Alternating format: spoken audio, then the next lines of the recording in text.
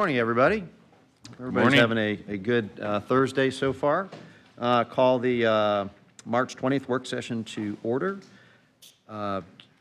Commissioner Peters is on her way. She'll be here in a few minutes. Commissioner Flowers in Tallahassee, I'm not sure if she will be calling in or not. So I guess if clerk, if you could let us know if you hear from her, then we'll let her in. And Commissioner Scheer is on his honeymoon, so I hope he does not have any plans on calling in. With that, we will get going here. So we have our first presentation is the Waste Energy Facility Operator Procurement Update. And Commissioners, come on up, Paul. So we've got 3 items that are all related to solid waste, and so Paul's going to lead those, including a presentation from Aftelis on their rate study. All right. Morning, Paul. How you doing?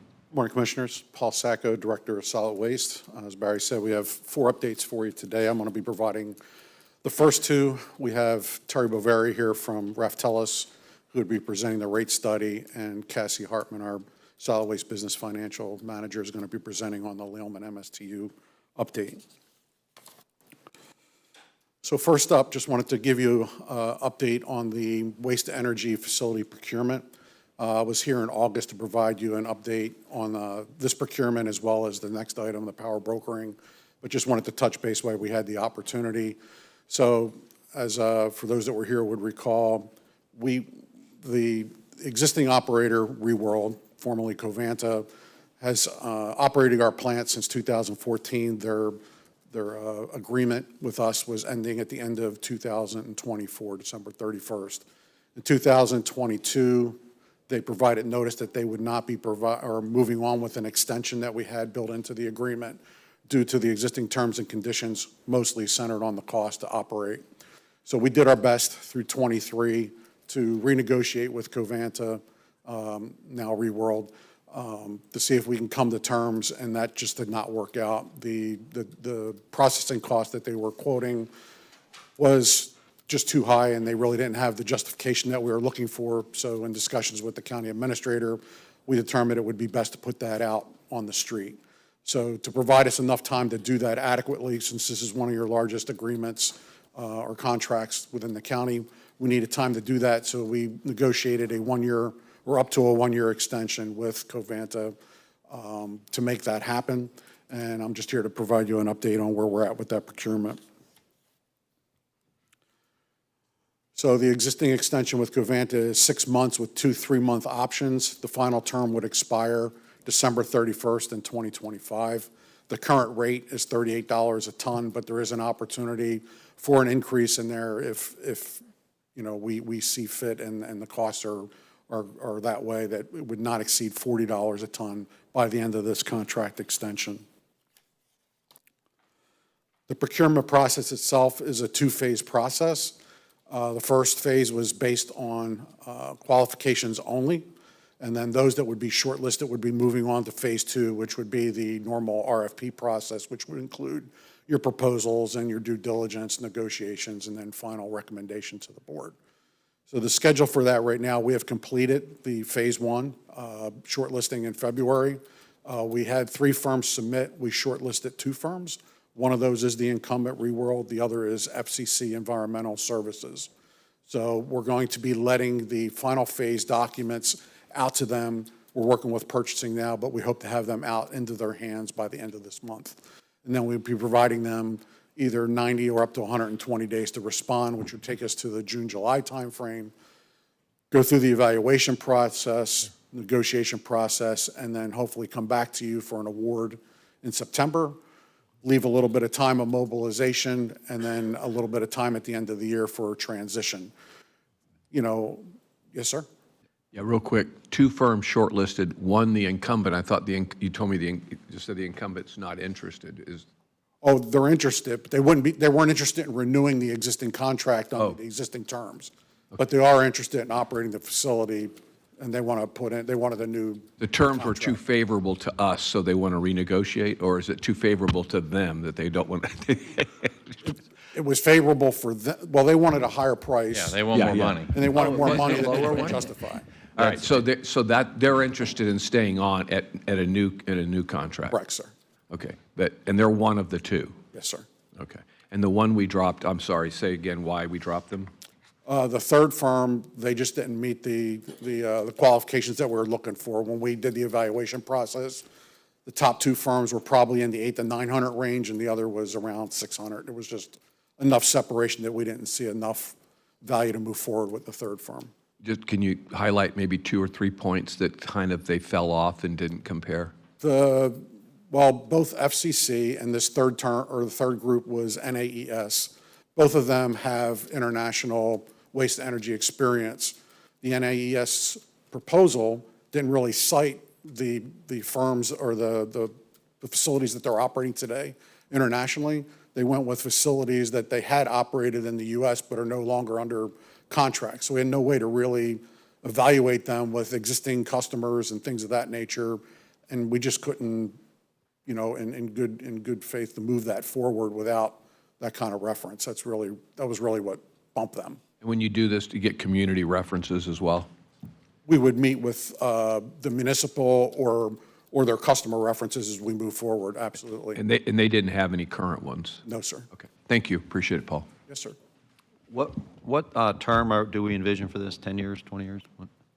I'm sorry. The term for a new contract, what are we? The existing, or the RFP that's going out on the street would be 10-year with 2 5-year renewal options. Okay, great, thanks.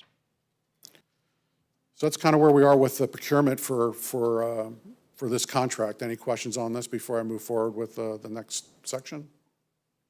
Next update? Okay. So next we're going to be moving on to the power sales update, which we call power brokering.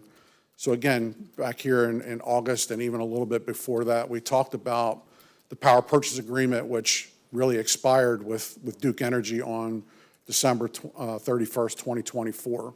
You know, we did work in light of that with Duke going back to 2019, trying to renegotiate some of these items, but it just did not work. And there's things that Duke can and cannot do, mostly from a regulatory standpoint.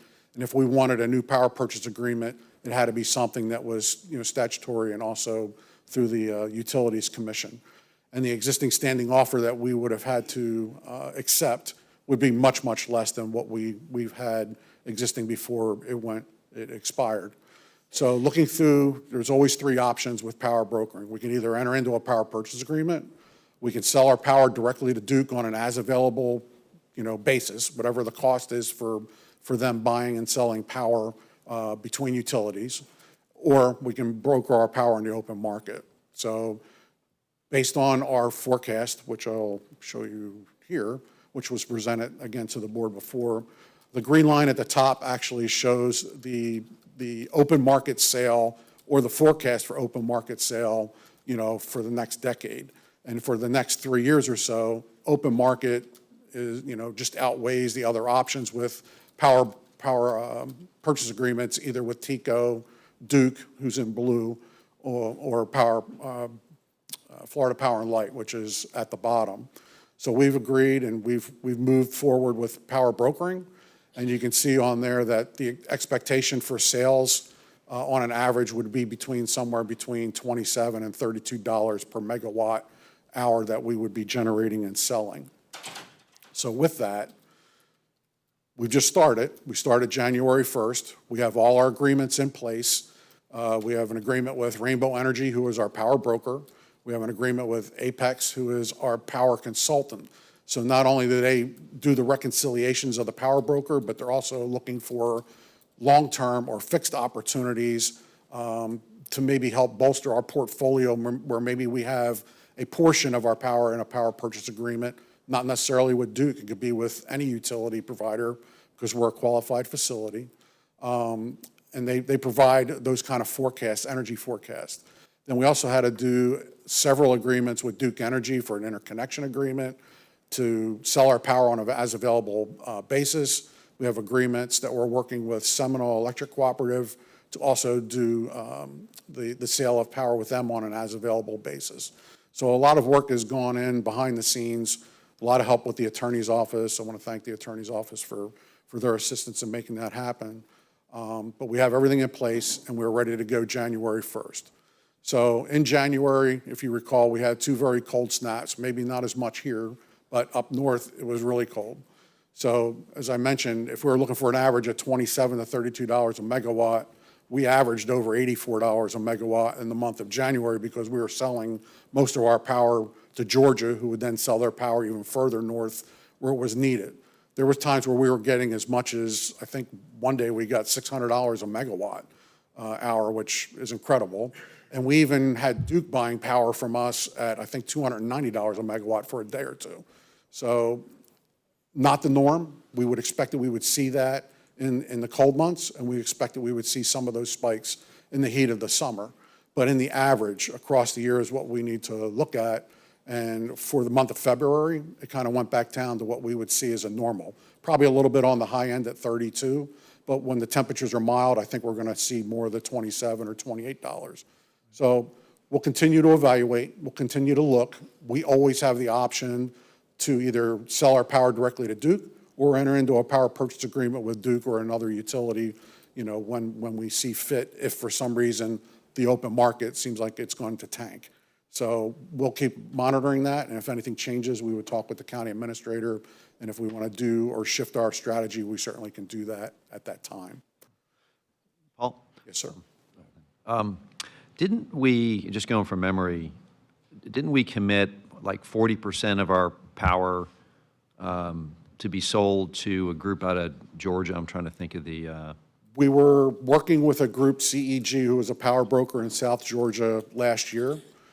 They still want us to work with them, but for for calendar year 25, they were not able to arrange what's called the transportation costs from Duke all the way up through the border for a fixed PPA of the 40 megawatts that we were looking to deliver. Okay. And they just couldn't make that deal happen. I mean, they still need to work with Duke for transportation of that fixed amount of energy to be sold outside of Duke's service area. So they wanted us to look at still providing a power purchase agreement in 26, 27, and 28, but we didn't feel comfortable in locking in a price then because we don't know enough about the open market to do that. So we've left that door open, and we'll probably revisit that probably closer at the end of this year to determine if that's something that we would want to move forward and expand our portfolio at that point. So we're basically selling 100% of our power on the spot market at this point? Yes, sir. Okay, thanks. Yeah, Dave.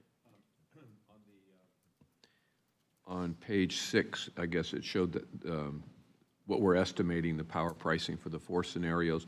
Well, and again, I was trying to read a little bit what you were presenting, so I wasn't necessarily listening as closely as I should have. Why is there such an increase in 29 for Duke? What's the assumption there that's so dramatic? I don't know exactly, I can't remember. It's either going to be natural gas pricing, which I think would account for Florida Power's increase as well. We know that the natural gas index is what drives still energy sales in the market. What I've been told by our power consultant is for every dollar per therm that would increase in the natural gas side would almost be an equivalent of $5 per megawatt on the power sales side for waste energy facilities.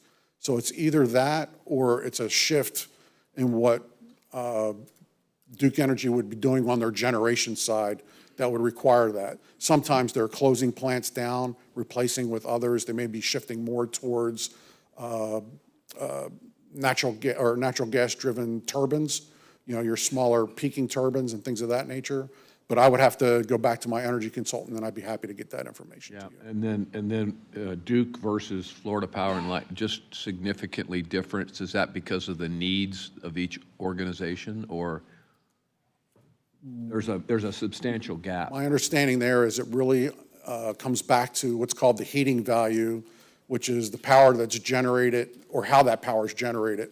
Florida Power and Light has a much larger solar power stance. So their cost to generate is less than Duke. Duke has been working on the solar power side, but that's the reason for the gap, is their cost to generate power is different across. No, the forecast is only getting worse as you go forward. I mean, I'm talking about the gap between the two, so. Well, that is the gap. Florida Power and Light's cost to generate power is much less than Duke. So they would be paying us less to buy our power.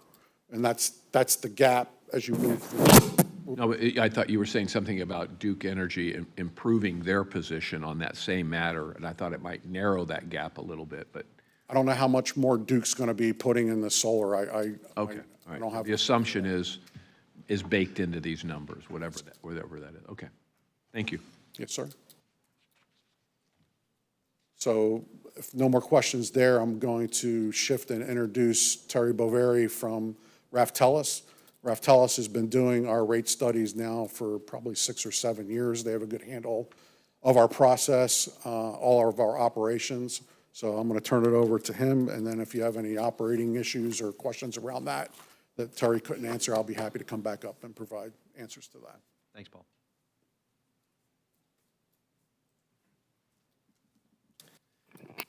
Good morning, everyone. Morning.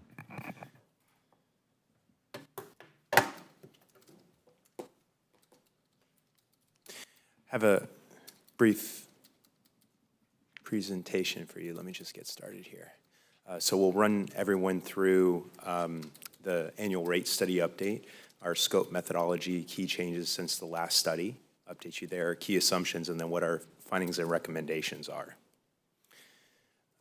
Raftellus has been working with the county for several years, as Paul mentioned, and we've been developing have developed a 30-year model that looks out long range to assess a variety of different changes in operations, such as contractual changes, some of the things that Paul had mentioned.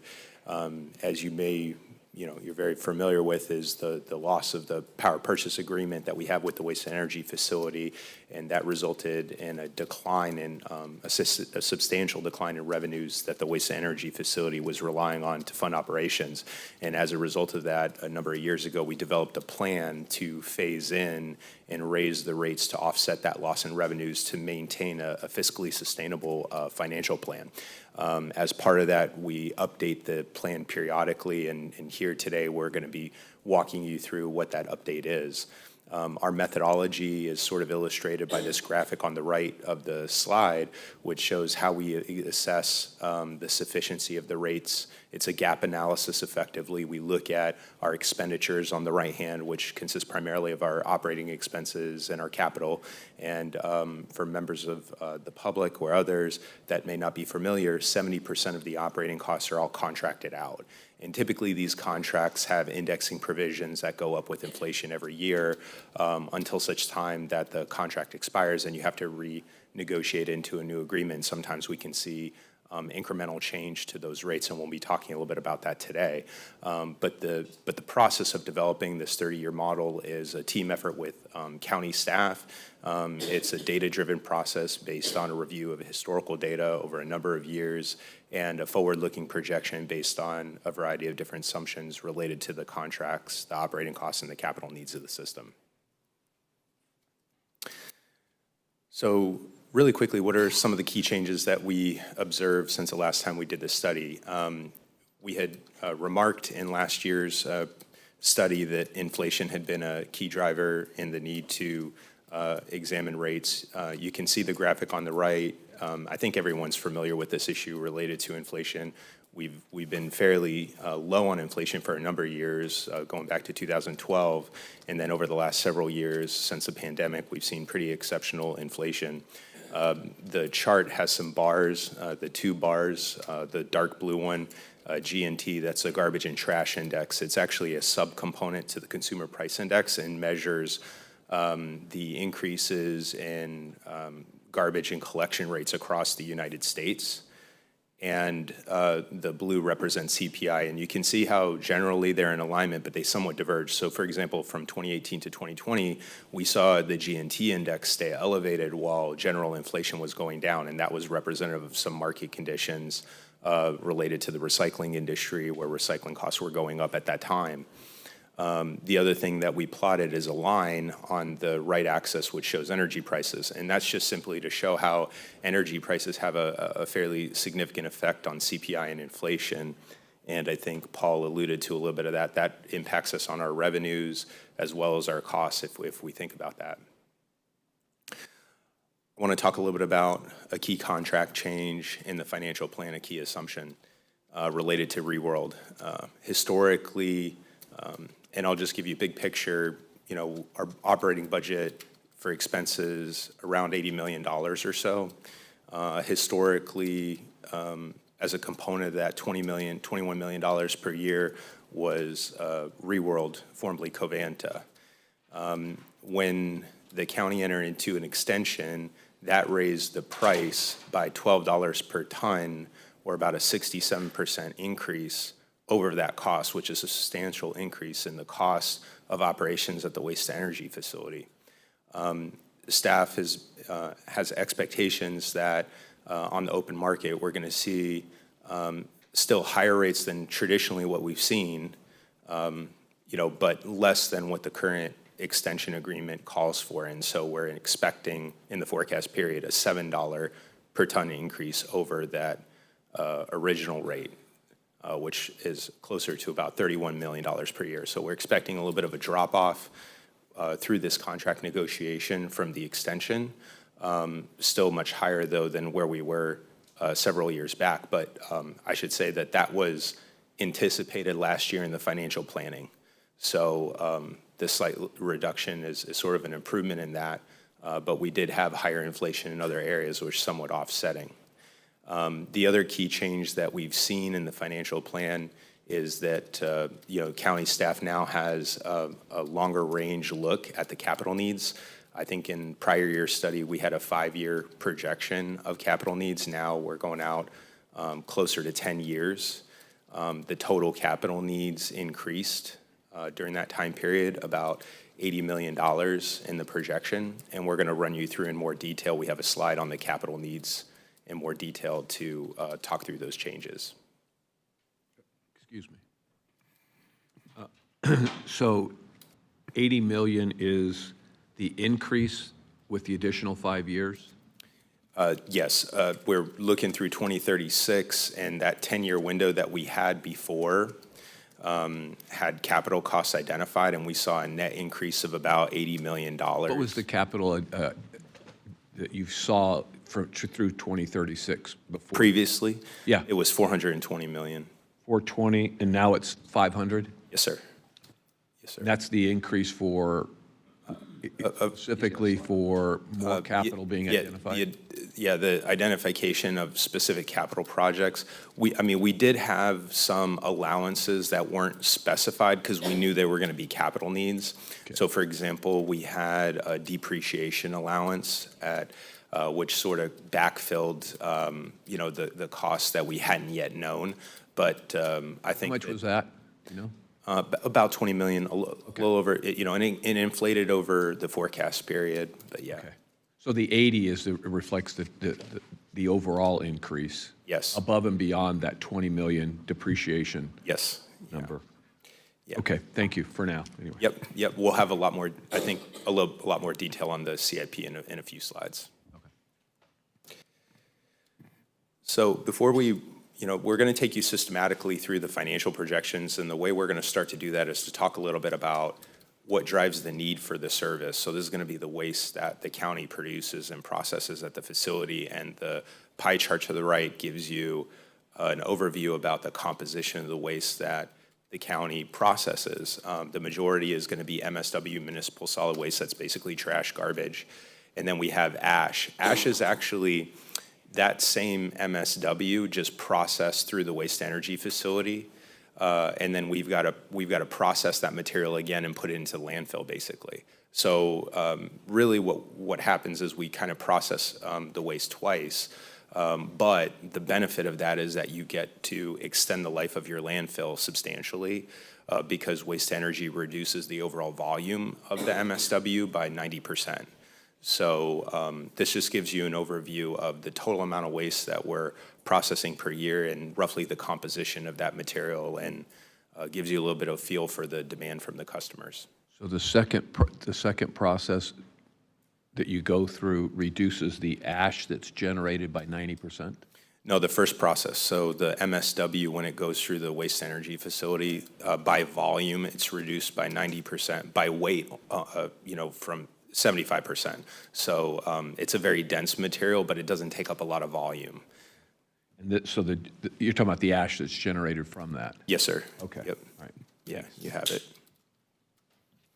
So this gives you a feel of the overall amount of waste that we're generating. As you know, to generate this amount of waste, we've got to process it. This is coming from the residents, the businesses operating within the county. We've got to process it and dispose of it, and that sort of drives both our revenues and our expenditures. So we start here with giving you a feel for that assumption. You know, we don't really have a lot of expected growth. You know, we look at Bieber projections, population projections.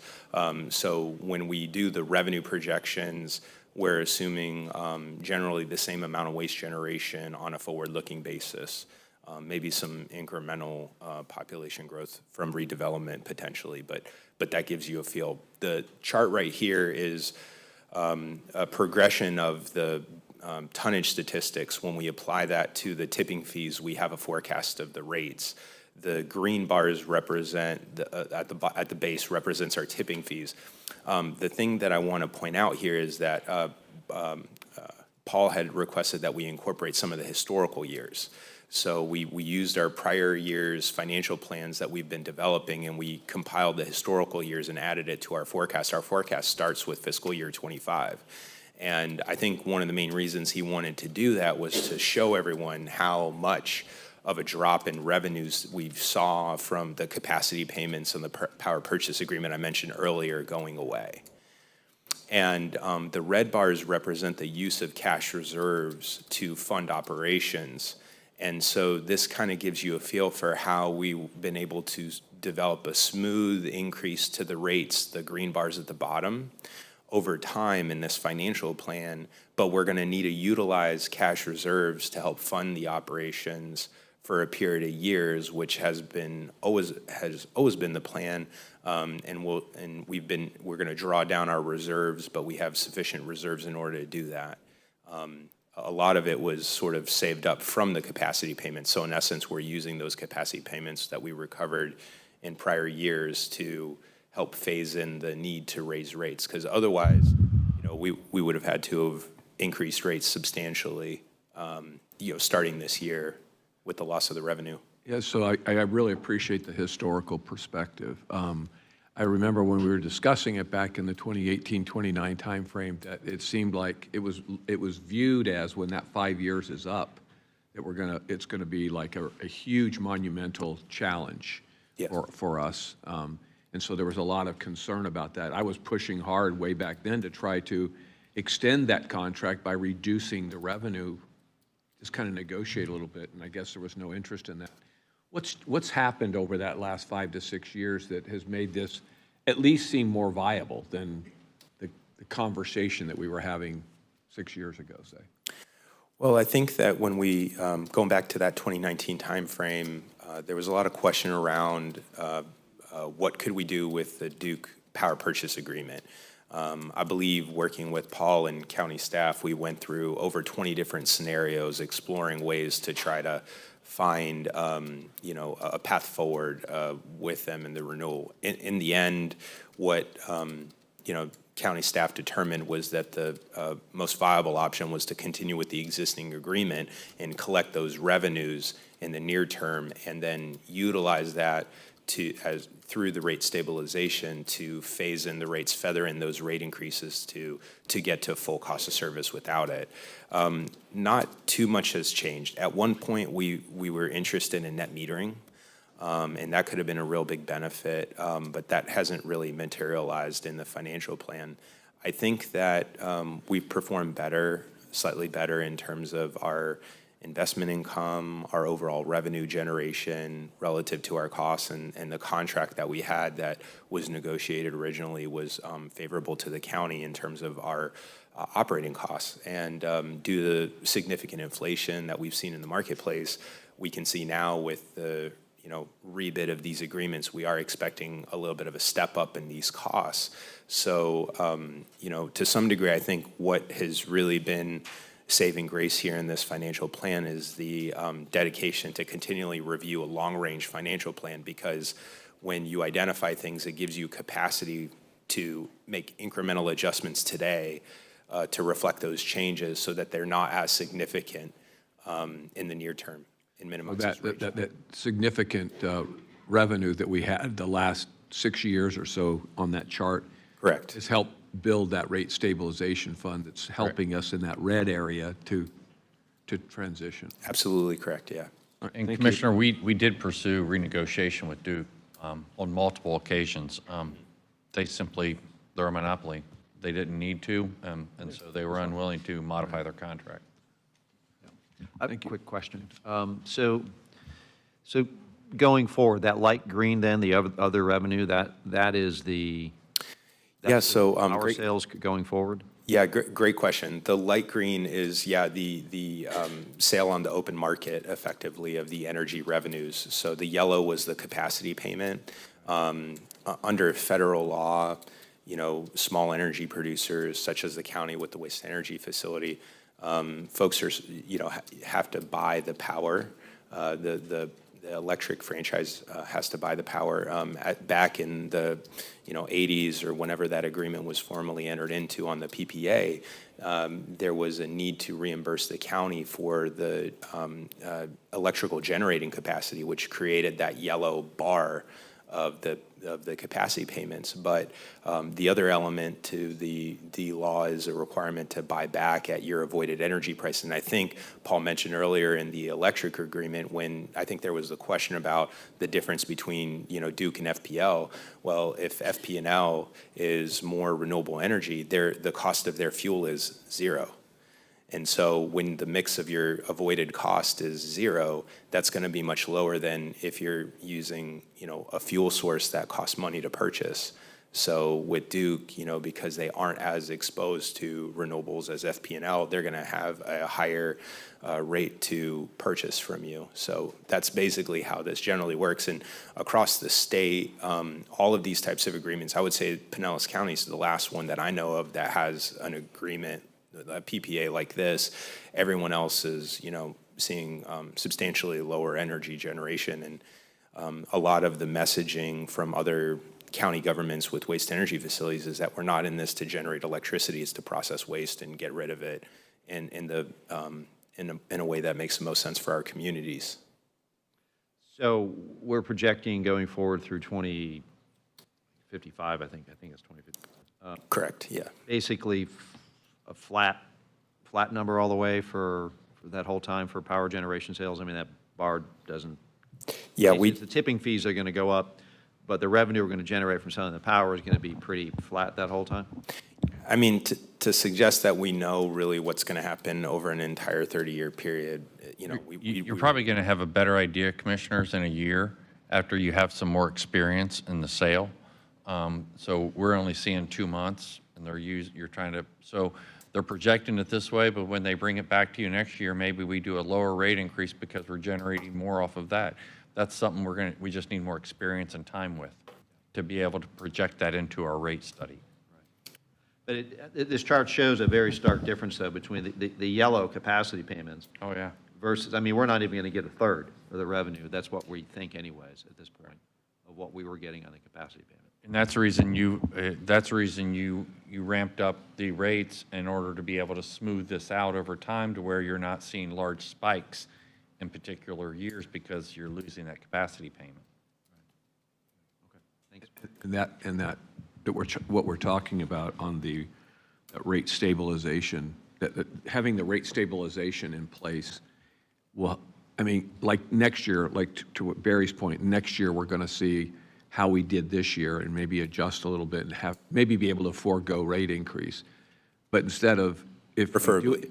yeah, right. And if it goes the other way, then we can either keep the money and build this rate stabilization fund or continue to move the rates up and down, either way, right? So it's building that reserve versus, yeah. Right now you're going conservatively, but if you get a little experience, maybe you want to, maybe you project a little higher and factor that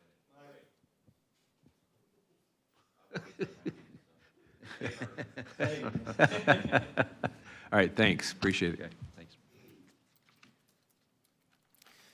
So this is basically an equal projection of the use of all of those revenues. How are we utilizing those revenues that we were forecasting? And if you recall that yellow capacity payment, it's that top bar and the historical, those are the deposits that we're making to the rate stabilization fund. So during the time period from 2025 to about 2038 or so, we're drawing or utilizing those fund balances, but that we're expecting over a longer period of time with the rate plan that we're going to get back to a point where we can start to build reserves back up. But we are expecting depletion of those funds, fully depletion of those funds by that 2038 timeframe, with enough funds to maintain healthy reserves, but not in addition like what we're seeing today, let's say. The other thing to mention with this is that it factors in all of the near-term known contracts, known assumptions about what we're thinking our costs are going to be, and on average over the forecast period, because of the higher inflation that we've seen, we're averaging a little higher, around 3.5% on a composite basis for the entire forecast. We generally forecast our expenses by, we model each contract out, and then we, by line item, work with staff to escalate based on the nature of the cost. So the composite rate of growth is around 3.5% per year. And that's the combined operating and capital? Yes. One of the things you might notice that could prompt a question, you'll see the bar in 2025, the operating expenses are higher and then they're dropping down. And that's representative of the transition from the extension agreement with Reworld down to a longer-term agreement with a new bidder.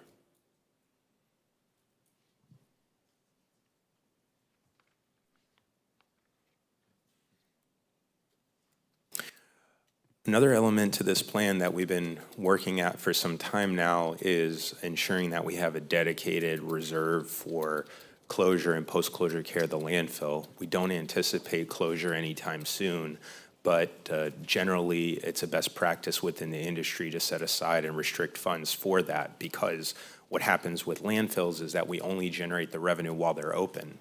And we have this ongoing cost right at the time of closure of the landfill, as well as for 30 years subsequent to that, and potentially even longer, to maintain operations and maintenance of the facility and the site and well monitoring. Sometimes there could be additional costs related to the landfill after closure if there are other types of regulatory driven need to address gas migration, things like that. But in this case, we've just made an assumption to build those reserves up over time, and the graph to the right shows a comparison between what our allowance and set-asides are for those closure reserves in the purple bar relative to the landfill closure liability that exists today and projected into the future, what that cost is going to look like. And so you can see that over time, and we still have a lot of time to address this based on current projections, we're able to get back to nearly fully fund the liability. We're projecting how many more years life in that landfill? Is this like? Well, I mean, I'll defer to Paul. I mean, when I look at the capacity, we have something like, I wrote this down, hold on. We have about 48 million cubic yards of capacity, and currently we've consumed a little under 10 million cubic yards. So we have a substantial amount of remaining capacity, but I don't know if Paul wants to add to that. Yeah, our current estimation for landfill life is right around 80 years. 80 years. Yeah, I wanted to defer to Paul because I think that when I do the calculation, it's not maybe as sophisticated as landfill engineers, and based on my estimates, it could be as upwards of 100, but that's based on today's level of waste generation. So, from a finance perspective, I don't think I'm as conservative as the engineers when they do those projections. So, as I mentioned, the landfill capacity is going to extend beyond at this rate. And that's because of the fact that you all are doing waste energy, that you're able to realize that kind of a life. And that reserve that we're talking about for closure is separated and distinct from the other capital that we're using to transition? Yes, yeah. We're not touching this. No, sir. No, and so if I go back a second, if you look at the bars, the dark blue one, you'll see in the legend it's called closure deposits. It's one of the stacked bars near the top, that's the amount of money that we're setting aside for that closure, and incrementally it builds over time. And I don't see it going away, so we're not using it, so. Yeah, so if you think about it, the incremental jump in the purple bar is basically the blue bar deposit from the prior chart. Does this anticipate, looking ahead, that we have a MRF in Pinellas County? And we discussed that, and it's probably a better question for Paul maybe, but because I know the recycling rates affect the life of this landfill as well. Certainly, yeah. We talked about a MRF, but I think last time we talked about it, it wasn't financially. We decided to kind of kick the can down the road because it didn't make sense at the time. And you got to get our municipal partners involved in that. I'll let Paul speak to it, but So the MRF portion, or the recycling portion from your residential curbside, equates to about 60,000 tons per year. Pinellas County as a whole recycles about 50%. So when you saw Terry's number earlier where, almost 2 million tons are actually generated in Pinellas County, about 50% of that is recycled, and it's not your residential recycling, it's recycling for everything that we do by weight. So a lot of that's in the construction area and whatnot. But that 60,000 tons is not going to make or break the balance of the operation. We can, we don't want that at the facility. It would still be almost, 3/4 of a month of operation for us if we were just to take all that. But we're still working to have that material recycled and processed elsewhere as opposed to bringing it to our facility. right now, the centralizing the recycling isn't working out. The numbers don't operate, but that may change. It all depends upon the markets. But they've been working with our municipalities on how to handle that and whether to build a centralized facility. And at this point, they've recommended not moving forward. And that's based on the rates we can actually get from the municipalities, because they're paying a lot of money to get rid of their stuff out of the county. So I'm assuming they would pay a little bit more to keep it, have a more secure place for it. But We actually bid it out, and we wanted the private sector to take that, build this facility, to collect this, to actually take the lead on that, and nobody was willing to step forward. So we were trying to keep it in the private sector side.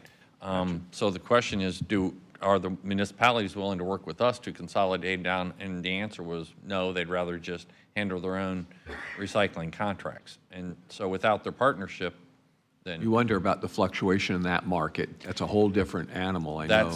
But that's what drove the study to begin with, was the vast fluctuations and people saying, well, should we even be recycling?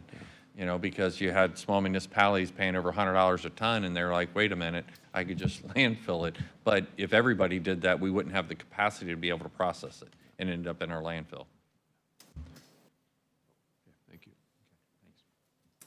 Yeah, I mentioned the inflation projections earlier for that G&T index. Can just show you again, starting in 2018, China National Sword, they stopped taking recyclables from the U.S., basically. And the commodity markets for the recyclables tanked, where we were at $150 a ton in revenue, went to $30 a ton in revenue, just for an order of magnitude. Not perfect on those numbers, but rough order of magnitude. So that drove partially the start of the inflation in the solid waste industry. And then when we had COVID and the supply chain issues, manufacturing problems with semiconductors, things like that, the cost for the trucks have been going up pretty significantly.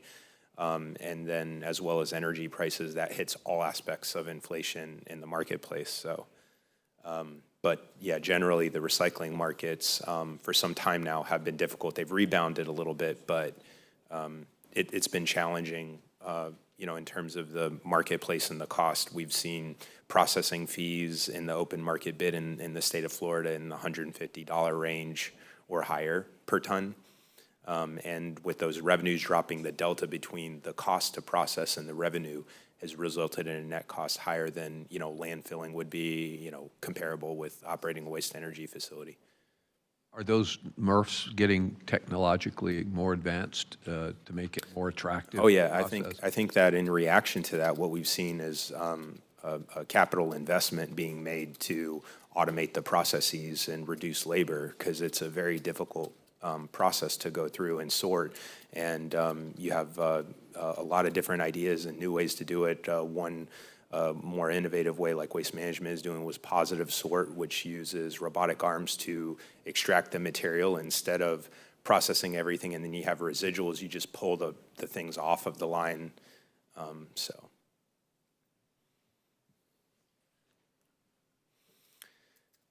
I mentioned earlier in the presentation, and I'm nearly done here, that we had more detail on the capital plan.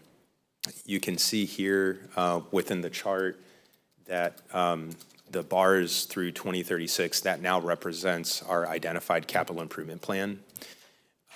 We do maintain within the financial plan a reserve allowance for capital needs. That's part of our minimum cash reserve target. So that's that green mountain graph in the background is the amount of cash that we're kind of holding. And then you can see the allowance that we're setting aside for after 2036, which is effectively like a depreciation equivalent. So we assume those expenditures, because if we hadn't made a placeholder allowance assumption there when we're doing 30-year forecasting, the forecast of the cash positions wouldn't be realistic. So in the near term, though, the capital needs, you can see some key projects. I'll just highlight waste energy, renewals and replacements, about a little less than $270 million. Bulky waste processing, $63 million. Landfill improvements, $35 million. Solar and net metering, about $29 million. And many of these projects that Paul and the county and the team are undertaking are to some degree business decisions that improve the position of the operations. So solar and net metering is going to be a benefit because it allows us to offset the use of energy at the waste energy facility and enable us to sell more energy to the market from that facility. So basically, when you operate a waste energy facility, it requires some energy, and so there's a parasitic load to the energy we produce. And by having these solar arrays, we can offset that parasitic load. So it enables us to sell more to the open market. So For your model's purposes, it's much healthier to have a 10-year specific capital plan by project as opposed to 5 years only. It doesn't make much sense, I guess, to leave it at 5. 10 years seems almost minimal to. Yeah, credit to staff to work to develop that with their consultants to develop a better near-term outlook of all those capital needs. Certainly, there are things that will change from year to year in the plan, but I think for our purposes and setting rates, I think it's an improvement from prior years' financial projections.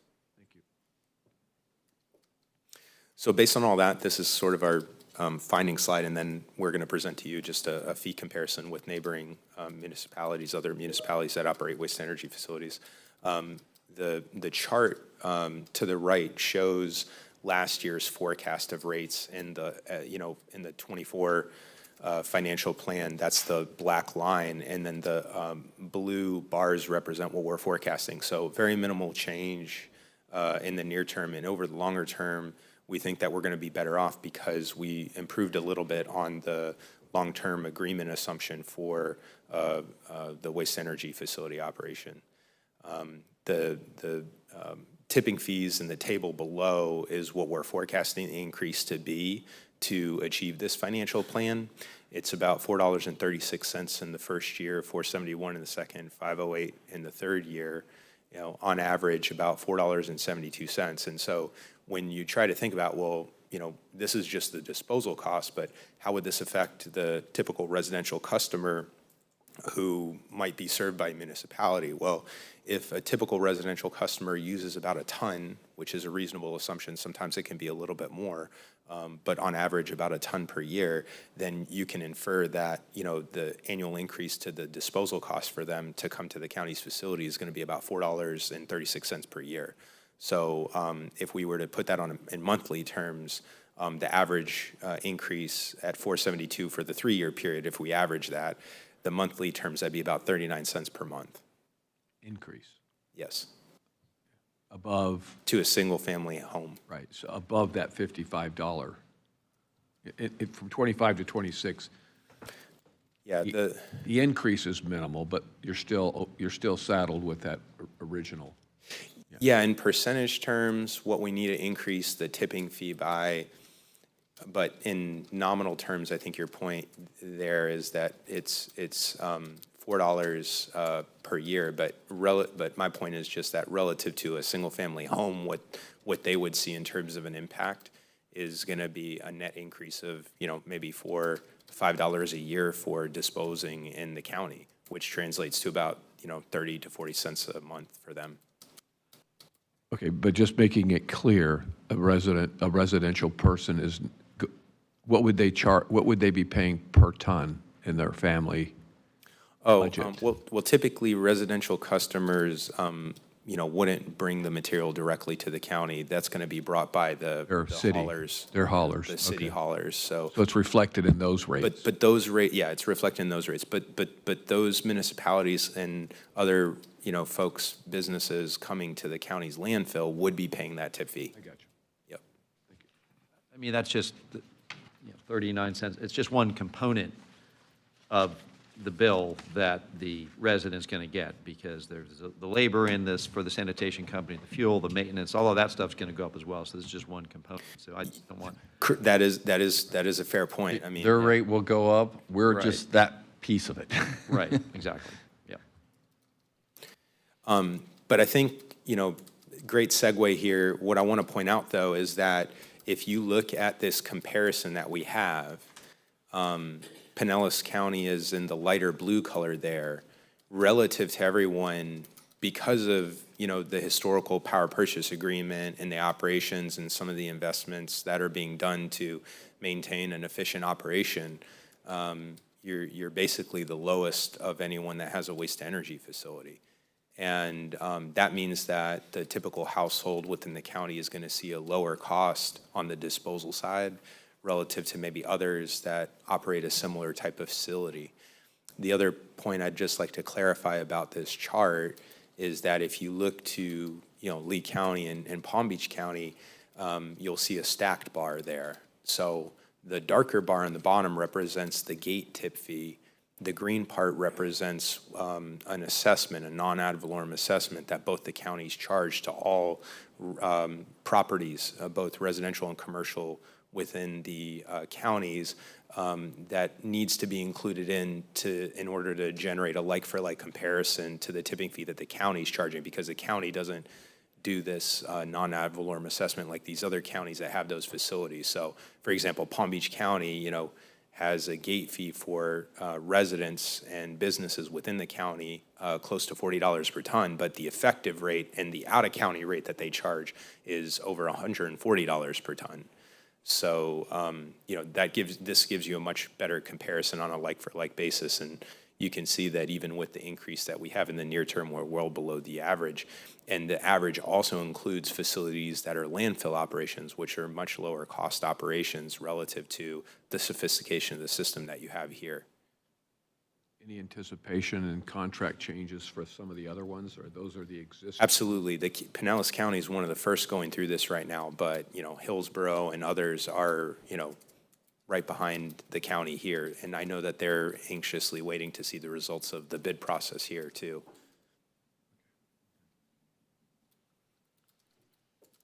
Any other questions or discussions, be happy to entertain.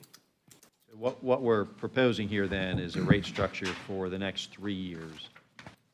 Yes. Then we would revisit that as we get closer to that time point to see what the situation is with power brokering, et cetera. Paul, when would these, when would you bring forward a rate resolution?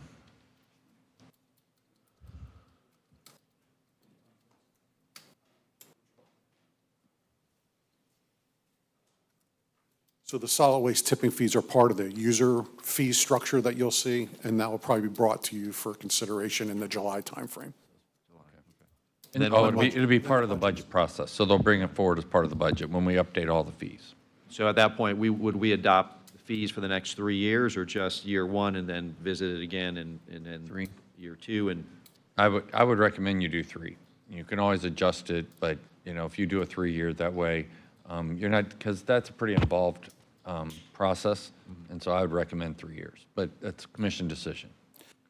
I would add that your technical management committee, who's your advisory committee for solid waste, we look at this every year. So our recommendation would be a 3-year, increase on your part. But as we look at this every year, if we saw a dramatic shift, we would certainly bring that back to the board and ask for a change at that point. Thanks. And you've had obviously a peek at the first 2 that you kept, right? So you feel pretty confident with the information that you've shared that this next part of the process won't change things?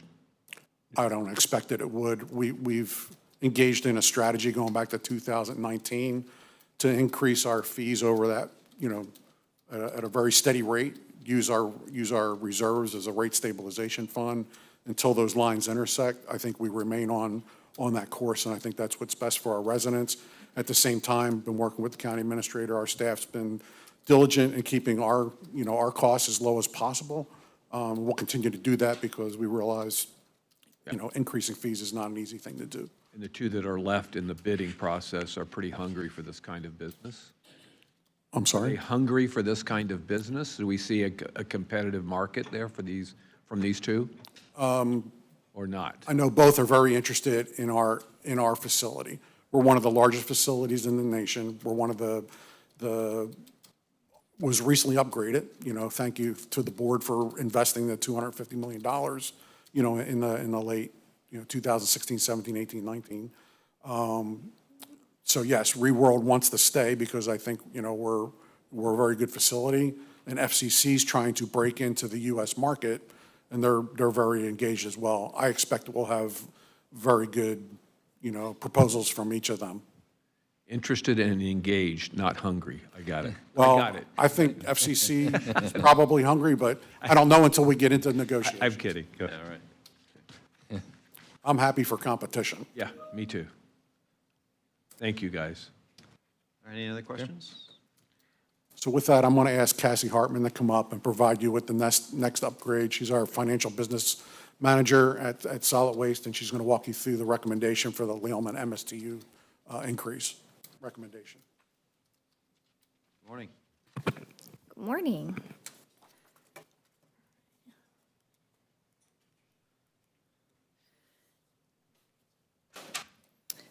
So this morning, I'll be talking about our Lealman Solid Waste Collection and Disposal Assessment. The highlighted areas on the map there cover garbage collection services. It's a little difficult to see where, but it's a little west of 275, ranging over to 58th Street North, and then the southern parameter there is 40th Avenue North, going up to primarily 62nd Avenue North. So the fund, I'm going to talk about some of the challenges that we faced financially over the last couple of years, what the present state is of the fund, and then what our recommendation would be for our FY26 budget.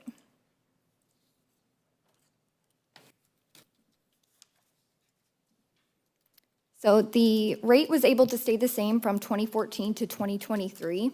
We were able to do that by offsetting our cash reserves. In 2023, we had an increased participation of units. In addition to the disposal tip fees, that accelerated the depletion of our cash reserves, which required us to take an immediate action to build those reserves back up.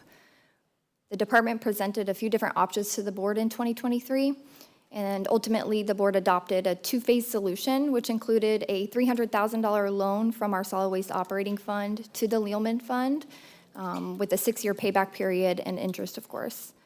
Additionally, we adopted the $24 per year increases for both fiscal years 24 and 25. At that time, the department did put the board on notice that the collection service contract would be expiring at the end of 2026 and would require us to do a more in-depth study of what the projected cost increases would be for future assessment planning needs. Which brings us to where we are today. We partnered with Raftellus, our third-party rate consultant, who assisted with that study. The assessment exists today at $240 annually. The contract will be expiring at the end of December 2026. The forecasted rate is expected to increase anywhere between $54 and $102 per year per unit. For the purposes of our rate study, we assumed $78 per year per unit, But to put that into perspective for you as opposed to the budget, that is about $625,000 per year, which is 30% of the existing budget today. We also include the 8% recommendation that you just heard for our disposal tip fees for the next 3 years, and ultimately resulted in 3 different scenarios for your consideration. Scenario 1 would remain the same increase for FY26, the $24 per year, and then you see a steeper increase in FY27 to cover what our assumption is for the increase of that collection service contract. Scenario 2 is what I would consider a stair-step increase over the next 2 fiscal years. And then scenario 3, which is what staff is recommending, would be the increase of $48 per year for the next 2 fiscal years. On the next 2 slides, I'll explain why the recommendation would be the 3rd scenario. We have 2 goals for our recommendation. The first one being meeting our minimum 75-day cash requirement that's placed by our clerk finance department. As you see, scenario 1 barely meets the requirement in FY27. Scenario 2 does not meet that requirement, and scenario 3 provides enough reserve cash to be able to cover in case the projected increases of that contract come in higher than what we're assuming at that average rate. If the contract were to come in higher, scenario 1 would not meet that cash requirement. And then our second goal is to hold the increases consistent and steady. Again, scenario 1 provides a steep increase between 26 and 27. Scenario 2 provides that stair-step increase, but again, does not meet that cash requirement. And then scenario 3, it holds the rate increases steady over the next 2 consecutive fiscal years while meeting that cash requirement also. We do intend to procure the collection contract around this time next year and be finished by early summer. And if it were to come in a little bit lower than what we're projecting, it would allow us to pay back that loan a little bit sooner, saving on interest expense, and then also keep that rate stable for the upcoming years. Any questions? Yeah. So what are we anticipating? How does that all translate to our residents on their bills? I'm sorry, I had trouble hearing you. I said, how does that, what kind of impact are we talking about in scenario 3 with our residents? So scenario 3 would increase their annual assessment to $288 per year, which is about a $4 per month increase. Right. It's an annual assessment charged on the tax bill. It's existing today at $240, so it'd be a $48 annual increase. And, Commissioners, one thing to look at this is by doing this MSTU, in essence, you are saving the residents money because absent that, they'd be on the open market, subject to whatever the haulers would charge. So by aggregating that and creating this MSTU, you are, I know they won't see it because they're gonna get a rate increase, but it would be less than what it was if they had different haulers running up and down their streets.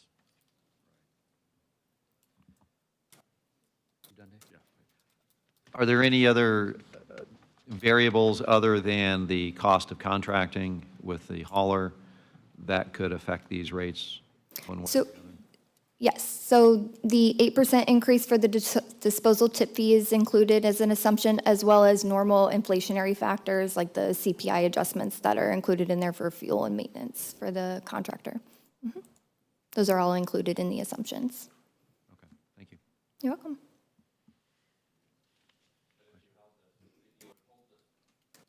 You would hold this for the next 2 years, and then if those assumptions were wrong, you would factor that into future Right. rate studies. Right, once we have the final contract amount, we'll adjust the rate model and then bring back that representation. And then give us that option, Correct. whether we're going to lower the loan or lower rate or slow the rate. Right. Yeah, okay, Yep, thank you. Thank you. you're welcome. All right? Thank you. Thank you very much. Okay, done with solid waste, I think. now. Yes, Paul says yes. All right. So next up, we're going to bring up our CBRE team, extended, and talk about the new campus. We're getting there. They're going to give you an update on where we're at on design and on everything. So with that, I'll turn it over to Leanne. Thank you. Morning. Leanne Korst, I'm with CBRE, and I'm responsible for the Southeast Region government practice. With me today is my colleague, Robert Shaw, who's going to also share some of the slides with me. And I want to recognize Mike McShay and Kelly Matheson, who are also here today. Mike runs our national public sector practice, and Kelly is our boots on the ground here in Tampa and a Pinellas County resident. So where we have been, as you all know, you are currently, or county operations are currently located in 14 different facilities here in Clearwater, not centrally located. So early in our efforts, we mapped the weighted population center of the county. That's the map on the right-hand side, which then helped inform site selection of the ICOT Boulevard property. And I think of note at the bottom, we've also highlighted some real opportunities related to this effort, and not just bricks and mortar and new buildings, but importantly, it's about the people and citizen services, as well as recruitment and retention of county staff. So on this slide, we highlight really the three pillars that have guided us so far. Number one is constituent service delivery, creating a one-stop shop in the approach to services. The second is what I touched on a moment ago, and that is workforce engagement and support for employees. And third, but certainly not last, is creating efficiencies, cost savings associated with square footage reduction, not continuing to invest in the current buildings that are at the end of their useful life. And the efforts to date have focused on the three blocks at the bottom, which is courts, your justice and recording, administration, and development services. That may change through the design process. Robert's going to talk about selecting a design firm in a moment. That may change, but that is what has helped inform the square footages so far, which have remained unchanged since our last presentation. The next three slides, I'm not going to go through each of those blocks in detail, but they're conceptual in terms of how the property might lay out. But what's important on these next three slides is really both short-term and long-term implications of parking decisions. Surface parking is obviously less expensive. It takes up more acreage, and it doesn't allow you to plan for any future uses on the site. However, it is less expensive. You know, we've also looked at structured parking, and it does allow for some future planning. It's more expensive up front.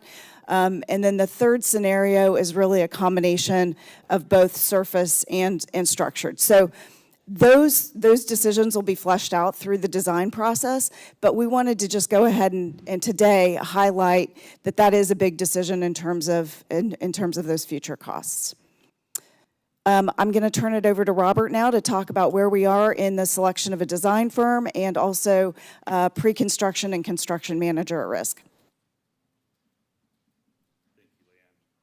So as Leanne mentioned, my name is Robert Shaw. I'm working with CBRE, focusing on design services and construction at the ICOT facility. So we've got some good news to report regarding design and pre-construction services. Working with the Pinellas Purchasing Group, we crafted an RFQ, and we published that RFQ on January 8th, I believe it was. And it was focused towards government campus facilities, courtrooms, courthouses, administrative facilities, and the qualities we need out of the ICOT Center for the new build. We had a great response to the RFQ. We had 7 architectural firms respond that all had the qualifications we were looking for. We established an evaluation committee internally. Blaine was on that committee with a representative from the sheriff's office, clerk of the courts, real estate. Had a nice group, 9 people. They shortlisted the written proposals, and about 2.5 weeks ago, we conducted oral presentations right here in this room, and we selected a design firm to start negotiations with, and that was SOM, which is Good morning. Oh, and Merrill. And Merrill. So we have Big firm. Big firm. They're Washington-based, but they are partnered with a local group, a local engineering group, and they're committed to have staff here full-time. They're actually moving staff in. We are negotiating with one of the top design professionals in the group of SOM. which is a great advantage to us. He's been a gentleman so far, so I think we're in the right direction there. So that's good. So we hope to bring this to the board in May with a negotiated contract and a price for approval to move forward. And concurrently, running about 4 weeks behind, we also drafted a RFQ for construction management services that included pre-construction services and construction management services at risk. So that went out sometime early, that actually February 10th, that hit the street. We also received 7 qualified responses back from that RFQ, and they are from pretty substantial construction firms that are very interested in this project. So that's the good news you were talking about, that we're having interest in the project. From the design standpoint, we had the interest, and now on the construction. I think anything over 5 shows that we had some interest in the industry and what we're doing. And of the 7 firms, both in the architectural design side and the construction side, these are substantial firms. These aren't firms who are building strip malls on the corner of the street. They are firms that have built Not or that there's designed. anything wrong with that. It's just not for what we're looking for. No, but right? we needed the right partner for this job, right? So hopefully well, I guess it was a result of the RFQ, right? We defined our needs in the RFQ, and we resulted in the proper responses. So tomorrow, we shortlist the construction management firms. And to your point, probably a year ago, because of how busy, people have been, we may not have gotten this level of interest, not because of the project, but just because people have been busier. It's true. It's true. It's very encouraging. I was very encouraged when the designers came in because we had very serious proposals, and then the same thing happened with the construction management. So we shortlist tomorrow, the written portion of the proposals, and then on April 4th, there'll be presentations here to select a construction management firm. Obviously, we're starting out with pre-construction services first. We want to marry pre-construction and architecture at the same time because we have to, end up with a final product that meets our needs and our budget. So that's the good news. We hope to bring the construction management proposal to the board in June. So moving on, we did end up with a few stray items we need to finally decide on that are a result of moving out of the 14 buildings downtown. And we're looking at this now. There's a group that's working on these issues. They're not major. Utilities, they'd like a hardened facility to possibly move into, not a large one, but they need one for emergency services. And then they also have some operations over here in the Swisher building, one of them being a quality water lab that just doesn't belong on the new site at ICOT. We want to keep the ICOT site as a business site. We don't want to bring a lab or those. If I can, just to give a little context, we've owned 14 buildings in downtown Clearwater, and we had space, right? And so as we needed space for whatever function, we ended up putting them there because we had space. Well, as we're building a new campus, we don't necessarily want to take people that don't necessarily belong there. Maybe they belong at Drew Street, but Drew Street's undersized right now. So let's talk about the long-term master plan and not, put them where they don't necessarily belong and work on interim type solutions until we get all the facility needs completed. Okay, so you'll see that's kind of the moving of the pegs. Why part of it belongs there, but part of it really doesn't belong at the new campus. Let's worry about a utilities, building later. So it's been a studied approach to put the right business units in the right locations. There's a public work option we need to talk about.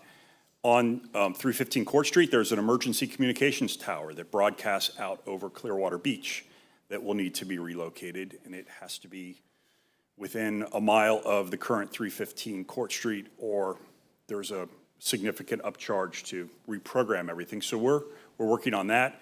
And then there was a supervisor of election issue, which wasn't a really big issue. They've got several people in the 315 Court Street. So the issue wasn't as much an office or seating arrangement as it was a place to conduct elections. right? So I guess the lobby's used to conduct elections, and if 315 disappears, so does the space to conduct elections. But we've already researched some options. Obviously, Clearwater Library might be a great place to conduct elections, or schools. I know growing up, they were always held elections in my school, right? They always closed the library and the cafeteria off, and they held elections there. So we think there's a lot of opportunities. We're working on those. Those aren't big ticket items. They're just items we need to address, and I think we're doing that. So cost to construct. So this table at top, you probably recognize because we presented it back in August of 2023, before we even purchased the ICOT Center. And that was a budget that we presented to the board based on 317,500 square feet. And it was a $263 million to $333 million.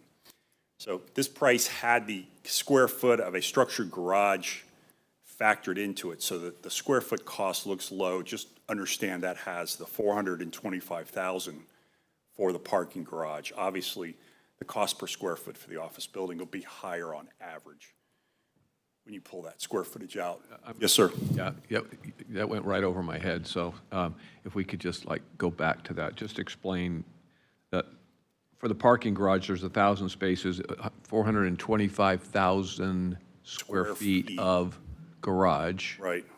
And because some of the scenarios that you spoke about, the no garage scenario was lower than the garage scenario. So this construction range on the low to medium, does it have garage?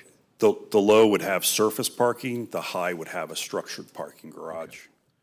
Okay, so the low to medium is the And it also, surface. it was a factor, it was a rough order magnitude that we presented based on level of finishes and understanding how big the courthouse would be. Obviously, the court facility will probably be the most expensive per square foot on the campus.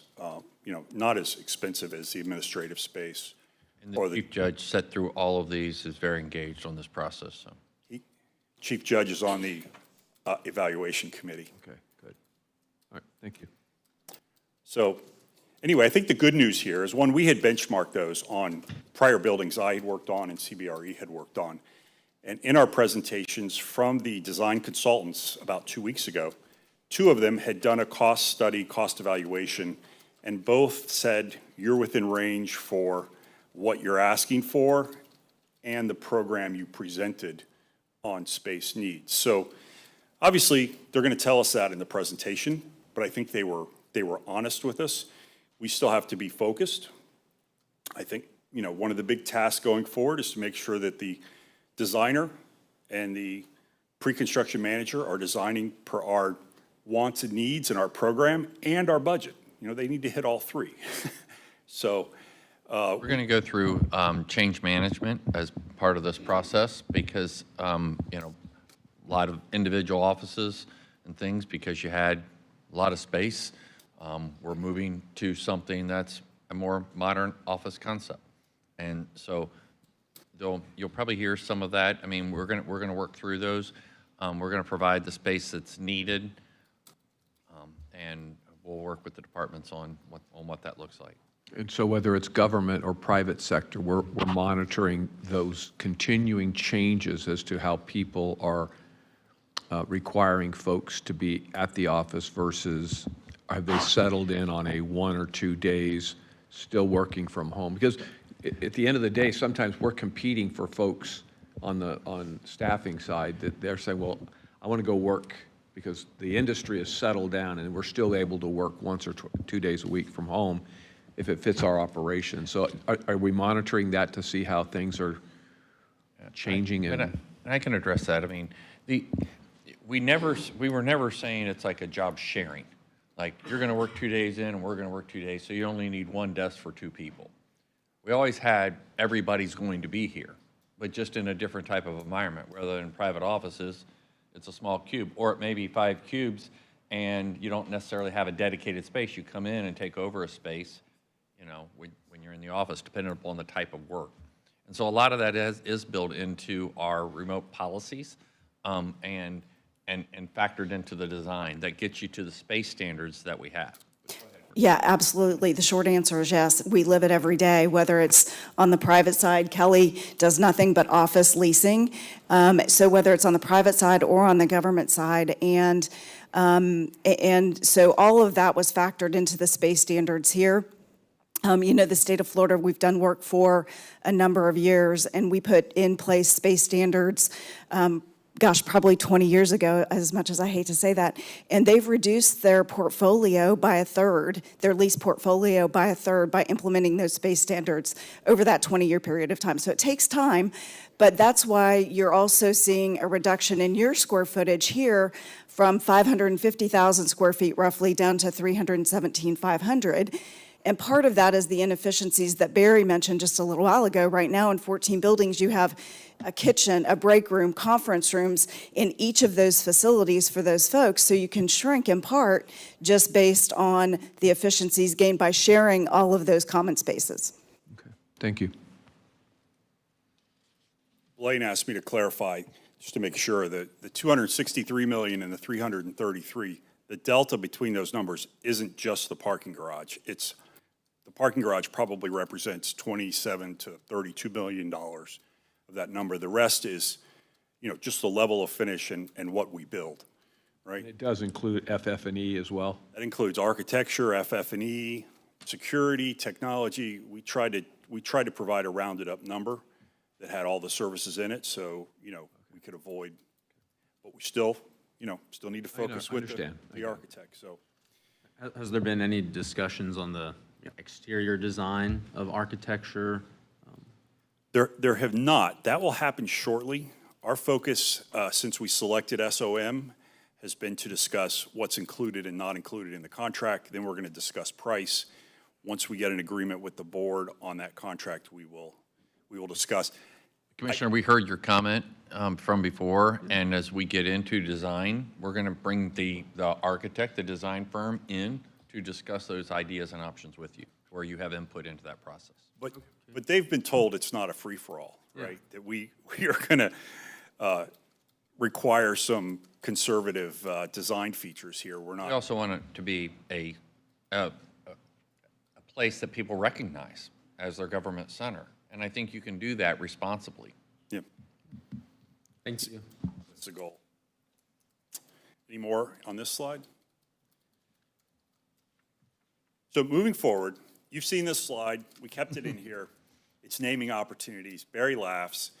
I think it's important. We don't need to make a decision on this today, but it's important in the next maybe 12 months. And here's why I think that's the case. Our RFQs for design and construction management at risk went out with a description of the project as new Pinellas County New Government Center. So, which is fine to source, design, and construction management. But we don't want that name on the construction documents when they go in for permitting, because once that happens, it'll get stuck with that name, and then that'll be carried out through all the subcontractors and consultants and bidders that are looking at the job. So I think before we go for either 75% or 100% construction documents, we should settle on what we'd like to call the new ICOT Center. And that'll end up being on the cover page of the plans, and that will probably be carried forward, you know, for the life of the facility if it doesn't receive a name change. But so we just put it in here as a reminder. We don't need to decide on it today, but it is something we need to look at. So When I saw that, I was thinking that maybe it was going to end up being like CBE as a name on the building, Government Center. We were going to get millions for naming rights. So that's not the case, I guess. We're just talking about how it's going to be known going forward. Yeah, okay. But I do think it is important to decide in the next year or so what the naming protocol is going to be for that. So our updated timeline, very similar to the one we presented a year and a half ago. It has extended out a quarter, and that quarter happened in the second line item there with visioning and process review, where we took a little deeper look into the programming. It pushed the end result out by 1 quarter in 2028. The yellow represents permitting and design, obviously, and SOM, our chosen hopefully design vendor, has confirmed that a 15-month design schedule, which is what we put in the RFQ, is achievable. So we have in that yellow line an easy 15 months plus 4 to 6 months for permitting. So looks like we're tracking on schedule there. So I'm pleased about that. That's City of Largo permitting, or what permitting do we go through for this? Oh, it'll be through the city of Largo. Okay. Yeah. Hope you know somebody there. Yeah, I've been trying to get in their good graces, so. Chris, did you have a question? I do want to, Commissioners, as part of this design, though, and because we've talked about this, when we get SOM on board, you know, we need to talk about some of these pieces like our public meeting rooms.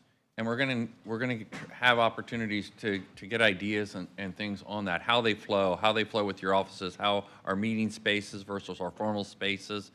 And that's real important, and we may actually, you know, go look at some places. And so I just, that's gonna be a big piece, because that's always the unknown as to what people have done creatively on how they utilize their public meeting spaces. Chris, did you have a question? Yeah, back to Commissioner Eggers' point, you know, I would be for keeping it very basic, you know, like the Pinellas Government Center or something like that, you know, that where people know what's there, and, you know, that everything's in that one, you know, center. Agreed. I think the most challenging part is, you know, I've talked to Barry about this. We need to build for the next 50 years. Right. So we can't build for the wants and needs of someone today. If they want a special office or a special conference room, it doesn't work for the building long term. We need to build a very flexible building that can be used and restacked and reshaped and reorganized as Pinellas' needs arise over the next 50 years. Because as you can see, you're living in buildings right now that are well over 50 years old. So. And the design team, they'll bring forward like design concepts on wayfinding, and, you know, like if you're going to call the campus, as Commissioner Latvala said, it'll be very helpful over time to show that this is an administration building, this is a judicial building, this is I guess more interactive, and I don't know what you'd call it, but interactive services like development review, permitting, where you have a lot of interaction with the public on a daily basis. All of those items you mentioned have been considered, and I would want to bring them forward to you and show some of those designs in process, so you can see for yourself what's being done. So to something that Commissioner Eggers said too, I know we can't sell like commercial rights or whatever, but since we'll have a new complex with a bunch of conference rooms and things like that, could we sell like conference room naming rights to, like if, you know, Jeff Vinnick wanted to buy a conference room in our government building, or people that, you know, had made significant contributions in Pinellas County? I think anything's on the table. And a lot of times our commercial office landlords lease rooftop rights. So, you know, there could be antenna revenue or items of that nature even to be considered to help generate some revenue. All right, Barry, put that on your list. You do have under your naming rights policy, if somebody want to contribute, I think it was really designed around parks and things like that, but we're going to bring our naming rights issue back. We can talk about that, and how far do you want to go with commercializing, you know, our public facilities? We'll be selling bricks and I chairs. mean, for $300 million, we'll make it the waste Vinnick basket. building, I mean, or plaza. Yeah, I might purchase some things in Dave Eggers' honor. So the last slide that we have here for you today is just to share that on a parallel track to all of the work that Robert just mentioned, we are looking at there's 14 buildings, 16 parcels in downtown Clearwater that you'll be vacating, and what that competitive process looks like and the timeline to go to market so that you can monetize these assets, create the long-term tax revenue, et cetera. So we've been in multiple meetings with the city to collaborate on what their vision for the parcels is. Obviously, understanding that we want to monetize them and create that revenue stream for the county. And the timeline to issue that RFP will be, really based on any rezoning we want to accomplish in downtown, certainly market conditions, and obviously the timeline to vacate as it relates to when the new campus will be built. Happy to entertain any questions you all may have. Just, I'm overall very happy with the process that we're going through. I mean, as they say, the devil's in the details, so I'm really looking forward to some of that process as we go through it, and the work that you all have done. Just as a point of, I'm pretty sure in the early goings that your firm, which does a lot of things, obviously you're focusing on this and not participating in any of the bidding processes in any other area, whether it's real estate management or anything, correct? Correct. That's exactly right. And I just wanted that said again, because I think it's important. And really that's the reason a government practice was established inside of CBRE, to make sure that we are handling all of those items appropriately. I appreciate that. Thank you. Thank you. Commissioners, to your point, however, they have, especially Robert, has helped us with several specific construction projects, and really helped with helping Blaine and Bill solidify better internal practices around our construction projects.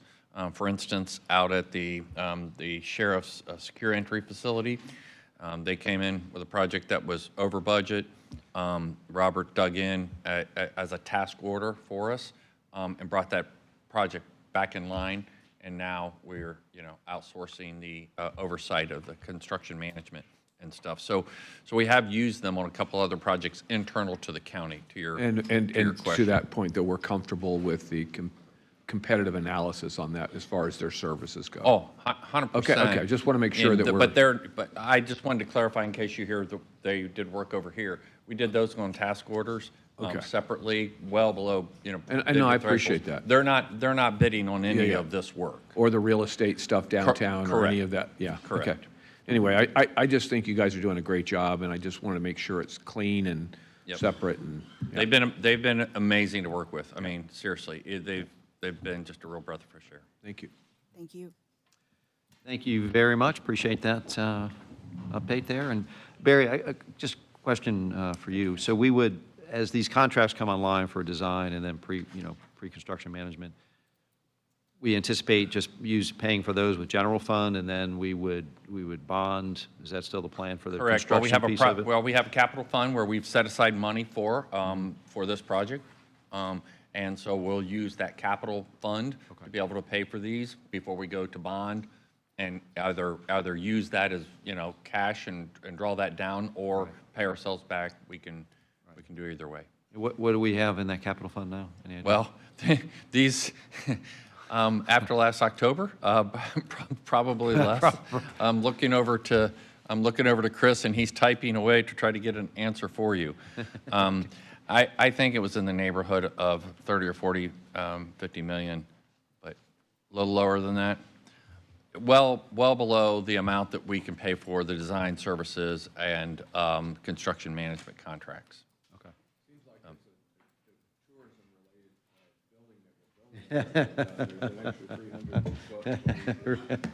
building. Like the way you think, Different Dave. fund. Let's not get our funds mixed up,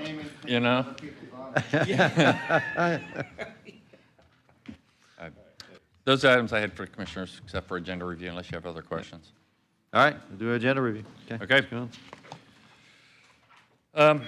Got consent agenda items. You got several items. One that you'll see on here is audit the utility meter installation and repair from the IG. They went through a real good review. Most of those items have actually been implemented. Others they're working on, so a lot of progress there. Item number 7, surplus equipment. The stuff's outlined in your packet. You have 2 plats, 8 and 9, receipt and file items. On to 9, item 11, award of contract to Cone and Graham.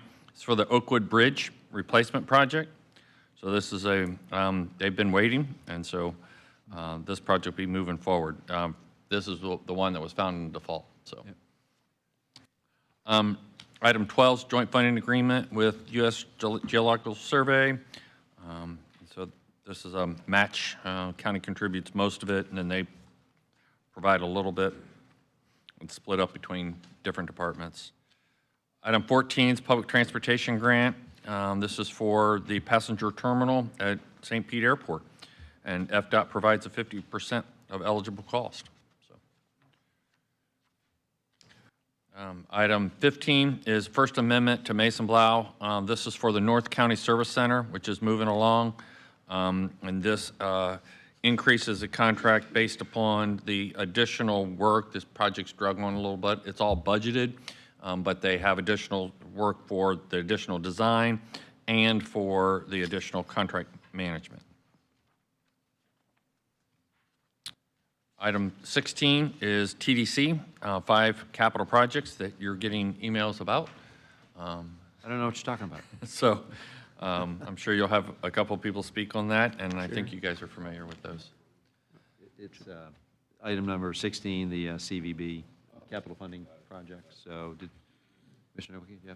Yeah, I just had a couple questions and was talking with Ryan about it. I don't know, I think He's here. Yep, That's the reason he's here. Perfect.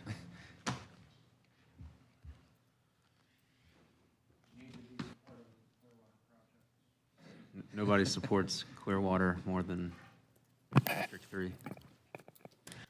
Hey, so Brian, you know, gonna sing a lot of high praises next Tuesday. I want to visit St. Pete Clearwater, so I won't spoil all that fun right now.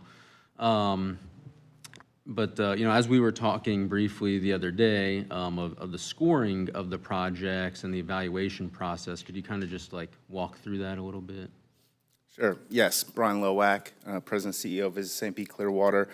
So this, as a reminder, was the first time that we, Visit St. Pete Clearwater staff, went through this capital projects process under these new guidelines that were adopted back in 2023.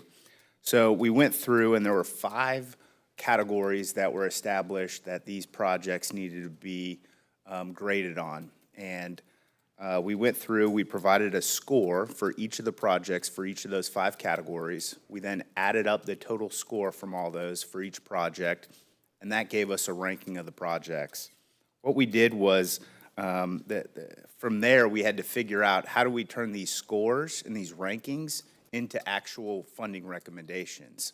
And so we had a lot of discussions, and where we ended up was taking the #1 scored project that had we took their score, multiplied it by their funding ask, and that set the top level of what these projects were worth, what the #1 project was worth to us.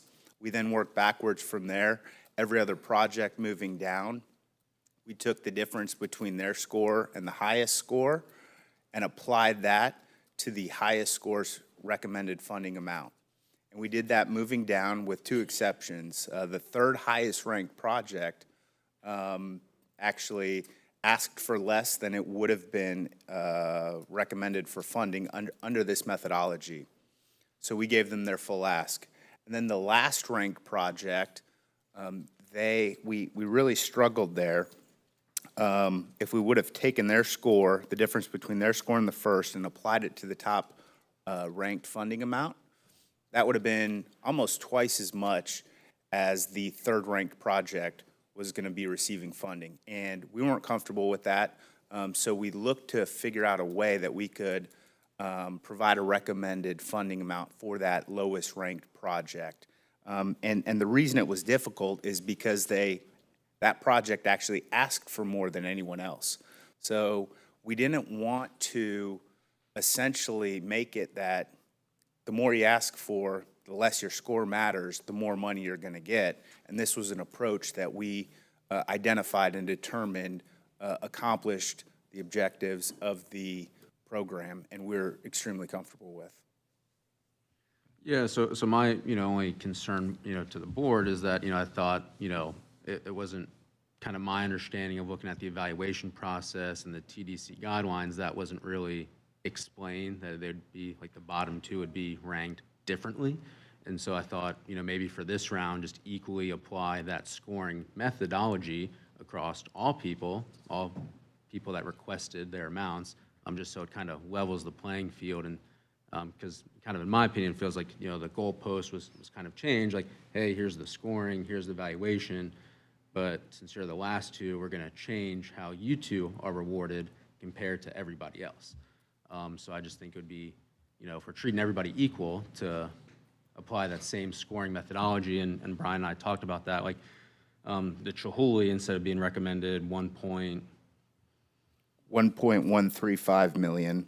If we would have taken the approach that you're discussing, it would have been recommended for 4.35 million. Right. So, I mean, I just think it would be fair, you know, that everybody's scored applied equally. And then I think there's been some discussions, and with like the Woodson coming up about changing, you know, the guidelines and things like that for future, I think there's been some discussion about. So going forward, you know, everybody is equally applied and given the same shake, if you will. So that's just my 2 cents, and I would leave it up for the board to decide, but I would be in favor of having the scores applied equally to everybody. Well, again, I think that the thought process that we've gone through is certainly a big improvement. Not all, again, I think all can be looked at equally in terms of the type of things that the organizations that are coming forward, and how we choose to address those differences of missions within each of those organizations can be a little bit subjective. So there has to be an element of that is entered in, that we consider in the process. That's all I'm saying. It's not necessarily just you know, a formula that spits out because they're all equal. So I just want to make sure that we have that little, and we'll have that discussion right here, right? And not only Tuesday, but in future asks, that those kind of things do morph a little bit, and we want to make sure we have that element. So anyway, just a comment. So I like what Commissioner Nowicki said about continuity and keeping it the same, because once you start changing it, then is it fair to the others? Is it fair to this one? And then next time, are you going to do the same? And, oh, well, that's not fair. You get into that.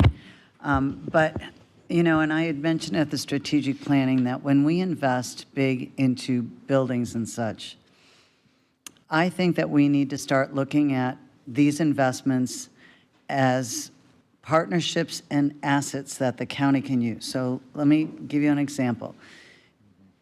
If the stadium that the Rays are in gets torn down in 3 years, we no longer have an asset for the linemen to stay during emergencies. Yet the Dali Museum, we funded how much? Do you remember? In the beginning.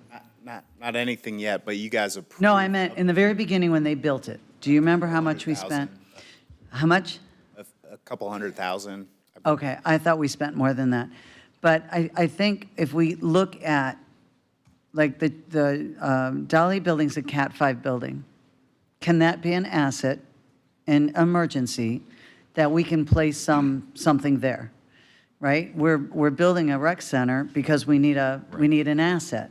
And I think when we start looking at new buildings that they want to expand or things that they want to do, that maybe there's maybe a bonus or a perk or something that if it's an asset to us that we can use in an emergency, I think maybe somehow we need to either look at some of these things and think that way, or I'm not really sure what it looks like, but I think, or we look to invest even more, right? So, you know, let's say we don't have the Dali now, but we're going to fund the Dali, and we know it's going to be a Cat 5 building.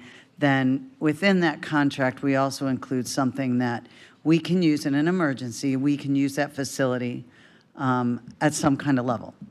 And so that's just something I think I would like to see us start considering, and we can start it now. And I don't really know what Chihuly's doing or what that looks like. And I missed the first part of your response. Are they not any longer looking for that 15 million? Because they said they didn't want to lower it to 10 because they wanted the full 15. So I'm not sure, I missed that. They requested the 15, and that's what they still want, but what we were recommending was 1.135. Right, but had they asked for 10, would they still be at 1 point? Because when they do 15, it's a different process, right? So when they ask, To be honest with you, I didn't go through that scenario of them asking for 10 because they asked for 15, so I know, but you also went back to them and said, it's a different, more arduous process to get 15. Would you consider just requesting 10? correct, and they said no. And they said no, because they wanted to go through the more arduous process for the 15. So I guess my question is, did we not let them go through the arduous process for the 15 and only just scored them like we normally do and gave them 1? Or is it something that we can consider? Are they going to make that building a building that could be an asset for us in an emergency, and maybe relook at that? And so right now, I'm just throwing out spaghetti on a wall, but I am confused about, I thought if it was over 10, there was a different, more arduous process. The only difference is I know it was said more difficult, arduous process. All that does is in the guidelines, it says if you request over $10 million in funding, you're required to come to the BCC and ask for permission to allow us to score you. That's all that process is. And they came to you guys, you said, go for it. And then we went through and scored according to the guidelines. Okay. And sorry, bear with, Go ahead. just as far as asking for certain things and using these as a benefit, so after next Tuesday, when you all vote on funding amounts, that's not the end of the process. We then go back and we negotiate funding agreements with them. And from our lenses, we negotiate marketing benefits, tickets for when we bring in FAMs and journalists, use of their space for meetings and things like that. So that certainly can be accomplished through those agreements. We wouldn't have looked at it through the scope of emergency management. And I think that's, Commissioner, you raised that, the strategic planning, and I think it's a great point that we can start incorporating and looking at. One of the things we have to partner with them. For instance, like with the schools, we have a tremendous relationship with the schools. And by state law, we get to take over every classroom in there. But they've asked us not to take over like computer labs and things like that because of the potential damage, and we've honored that. And so I think we'd have to look at each facility to say what is really, common space that we can use versus collection areas or things like that. So I think we could incorporate that into that review process. Each one will probably be a little bit different based upon the type of space. Right, okay. All right, but I do kind of agree with Commissioner Nowicki on continuity, and I don't like using one set of standards for one group and a different set of standards for another group. So that, I think that gets muddy, and it'll just make it muddy every single time. I like that you've worked really hard on the events and everything else to increase the level of what we're going to fund to really have an impact on tourism. And I think every time we kind of compromise and change the requirement, then we water it down and we lose that goal that you're setting to really bring high-level stuff. And so I think the continuity is good, and it doesn't muddy the waters, and it won't make a problem every single time. We love all of this, so how can we get everybody involved? And then you water down the amount that you give them, which makes it, maybe it won't even materialize because they didn't get enough. And so, I think the ones that you said were not eligible were definitely not eligible. So that was great. But I do agree with Commissioner Nowicki on that. And just for further context on the guidelines and the standard that we did this, again, the majority of the weight of the guidelines of the scoring focused on economic impact related to tourism.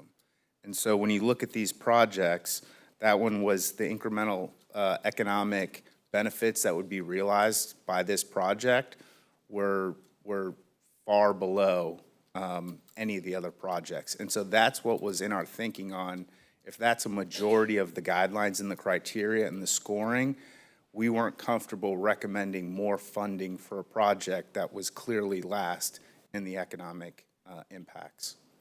Brian, did you guys have a challenge even getting to a point of awarding them anything?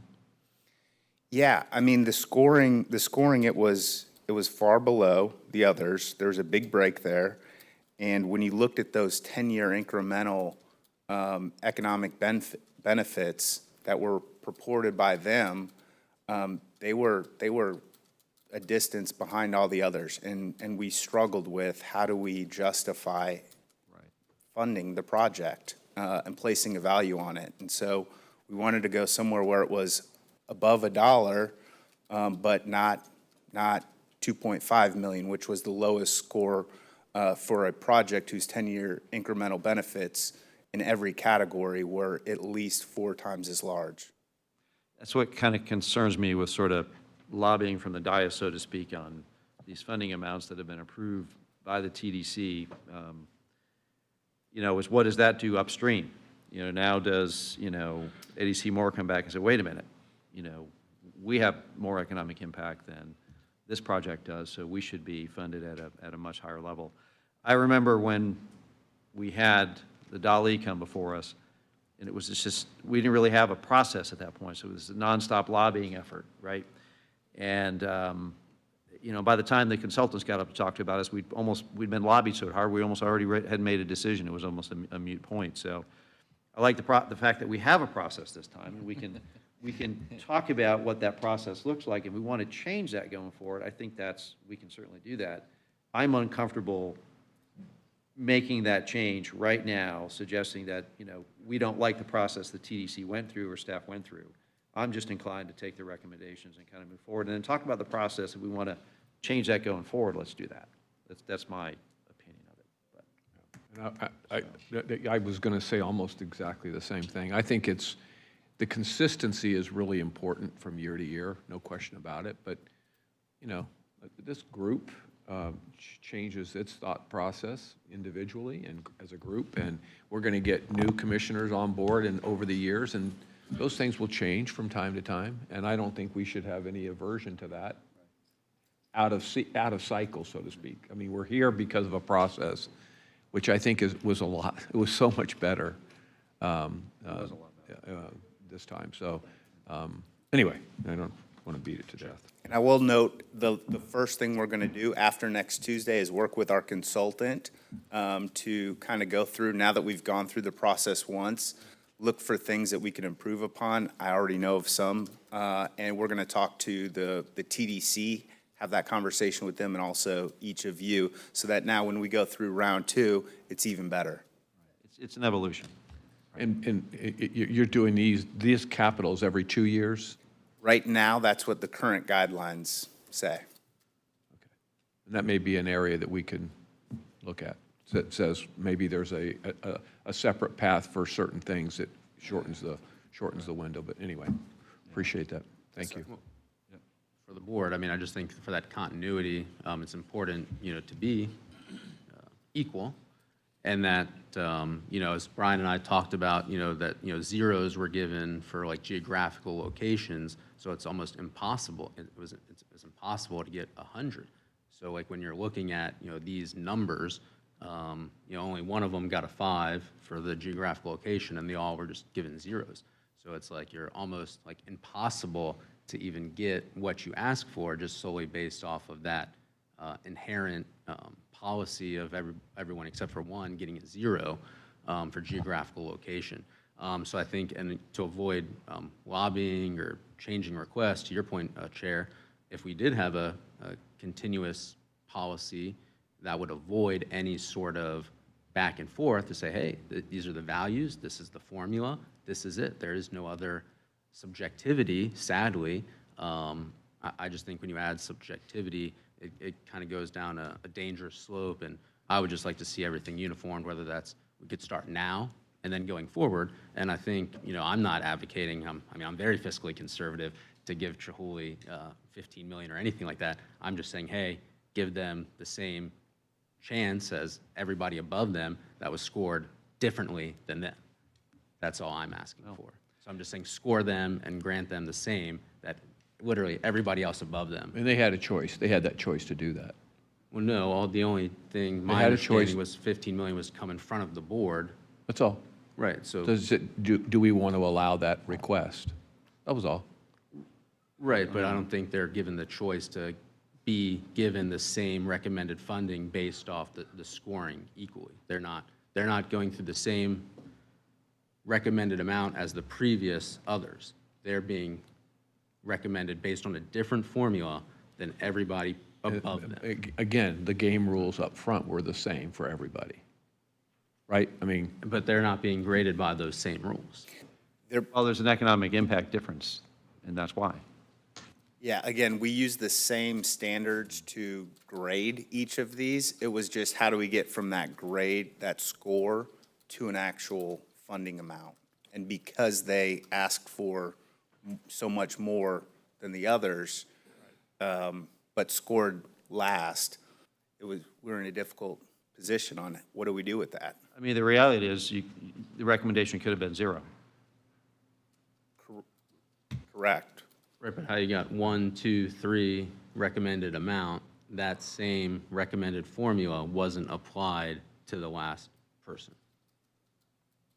Correct. We tried to do what we could to justify a funding recommendation when there was discussions that there wasn't really value there based on their economic impact projections. So their values, the numbers, how they were graded were the same, but then how you got to the end recommended amount was different, but the scoring was the same. and that's I understand your Yes, sir. your concept about the subjectivity, but I've not seen too much, whether it's corporate or government, where some subjectivity doesn't come into play. And I think that's our decision. That's all. So, I mean, at the end of the day, I think they're going to recommend from the TDC what they recommend based on their marching orders, and then they're going to bring it here. And I would imagine that we'll have 7 similar or different opinions, and that'll be the subjectivity part, so. And I don't want to lose that conversation. Yeah. Well, we'll vote on it on Tuesday. All right. All right. Thank you. Okay, item number Thanks, 7. Item 17 is Eastlake Library MSTU for parking lot paving areas rehabilitation. Item 18 is a First Amendment to contract with Kimberly Horn, and this is for the Joe's Creek Industrial Master Plan. It's to add some additional infrastructure assessments, including seawalls, portable wastewater and water assessments, and storm system analysis. Item 19 is ranking of firms with 4 residential parcels for to conveyance to Habitat for Humanity. This would obviously provide 3 units on the parcels for income-eligible residents. Item 20 is ranking of firms with 2 county-owned parcels for Habitat. Again, successful bidder for these projects, or for this project. Item 21 is a grant award with U.S. Department of Health and Human Services. This is for our Healthcare for Homeless program, $1.9 million. Item 22 is change order number 1 with RJP Enterprises. This is for our sidewalk and under drain. So this is change order number 1 to add some additional areas. Hey, Barry? Yes. Could we go back to number 21 just real quick? 21? Yeah. Sure. Are we actually providing, is the county actually providing the service on this, or are we contracting this out? So this is our Bayside Clinic. And so and everybody that can be very specific is not here. Karen will be here next Tuesday, I believe. She's on vacation this week. But my understanding, this is the one that we run. So this is, I don't know what we have contracted out there. I don't want to answer that. Because let me get you additional detail on that. I think longer term, I just question whether we should be running it or whether Well, we should be just contracting that Yeah, out. and I think that come up at the strategic plan. And so I'm going to bring that back here at April. I think the April meeting, we're going to talk about strategic planning, and that's one of them you said for about services. And so that is our only FQHC, which is Federally Qualified Health Program. And the question is if you have another FQHC, are they providing care for everyone? Or because, I mean, in that line of business, it's no margin, no mission. You got to have a margin to be able to cover your cost. And so do you pick and choose your, who you bring in?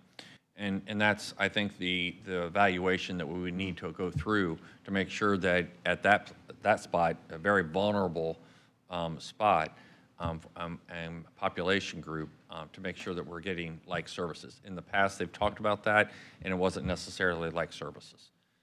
But I think it's an area that we can talk about, and we should talk about it, our strategic plan, or now. And I know we're going to talk about it in the future, but, the other thing that has come up was was an agreement that we wouldn't compete for the same funding. Well, that agreement is getting severed. And so that's another reason why I think we really need to talk about it in April, because now we're going to compete for that same dollar. And if we aren't successful because they're saying they're going to take care of that population, then we lose a whole lot of money, and then we'll have to, So it's a conversation we have to have, because. Yeah. I just want you to hear from Karen and the others about how Yeah. that was established, because frankly, we would have never got into that business and established our own FQHC Yeah. if that population group was being served. No, I understand, and I know the history, and I completely understand why we got in the business. But with new leadership, is it what we need to continue to be in? And I know we're going to talk about it, but, and if we don't make, yeah, we got to talk about it. And not for, this is under just this one Yeah. contract, but staff's in complete agreement with you. We want to make sure that we aren't taking care of people that are back in the jail because of uncovered, or they end up in our emergency rooms. Right. And if we can make sure that population is covered, let's find the most efficient way to do that. 100% agree. Okay. I think on to item 23s. Contract for sale with purchase with LiftMasters. This is, what is this? Oh, okay, this is for a small parcel as part of the Canal Bayou project. So she's getting that to be able to complete that project. I'm sure for stormwater and things like that. Yes? Dave, you have a question? Yeah, I'm not quite sure where to bring this topic up, but back on 22, we talk about sidewalks, the sidewalk program. And I know Kevin's here. I am like over the top tired of waiting on this conversation about whether we should require sidewalks in certain areas of the county, and therefore what our land development code should include. There are many areas that I think that we need to do that. There's some areas we don't even do it because there's an open piece of property. And we thought it was that important, we would go ahead and do it and then back charge the development coming. But there are certain areas of the county, primarily in North County, where sidewalks never should exist in certain areas. And so there shouldn't be the presumed idea of doing a bank for sidewalks in an area that don't call for it. And I wouldn't bring it up today, except we have a resident right now that's building a property where sidewalks aren't anywhere around, and are talking about assessing a sidewalk cost to that person when it's not even really physically viable, but more importantly, philosophical. We should have that discussion. And I don't know where we are in that process, and I just really want to make sure that that's discussed and laid out to see how we can address it. We did it on on-site retention for residential homes. I'm really proud of the work that we did so that we don't have to do that anymore. That was great work by our department. And there's a whole discussion about trees as well, which just, again, I think we're all pro-tree stuff, but sometimes it just gets almost crazy, the things that we're requiring by our code that just doesn't make sense. And we're not giving credit for certain trees, but you got to leave them, and so I just think we need to have that discussion, and that really morphed out of just the term sidewalk. Okay. So I was going to bring it up at the end, but what the heck, I'll bring it up Commissioner, now. I don't want Kevin to leave before. Oh, Kevin's still here. I didn't see him back there. Yeah, he's there. Well, we don't want to get into it, but you're teed up for the regulatory toolkit on May the 15th. That it's on May it's 15th. May 15th, is we got the regulatory toolkit. That's where this would be discussed, Kevin, yes? Well, what happens between now and then when somebody is looking at the ridiculousness of that request or requirement? That, again, I know it doesn't affect anybody in this room, but it No, I does affect a understand. certain person, and it's something that I've been complaining about for a while, and I just want to make sure that we're, you know. It's on the radar. We're bringing in All a right. regulatory toolkit for discussion at the May 15th, and we've kind of pieced a lot of these out. Regulatory toolkit discussion, and then when does it come for, vote? Is that, Kevin, you want to speak to this? I mean, or it? No, Or no? Hang on.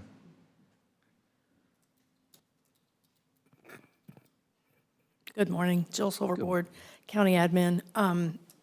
We have met with BDRS and Public Works a couple times on the issue of payment in lieu of sidewalk construction, which is our current system, been in place for a long time.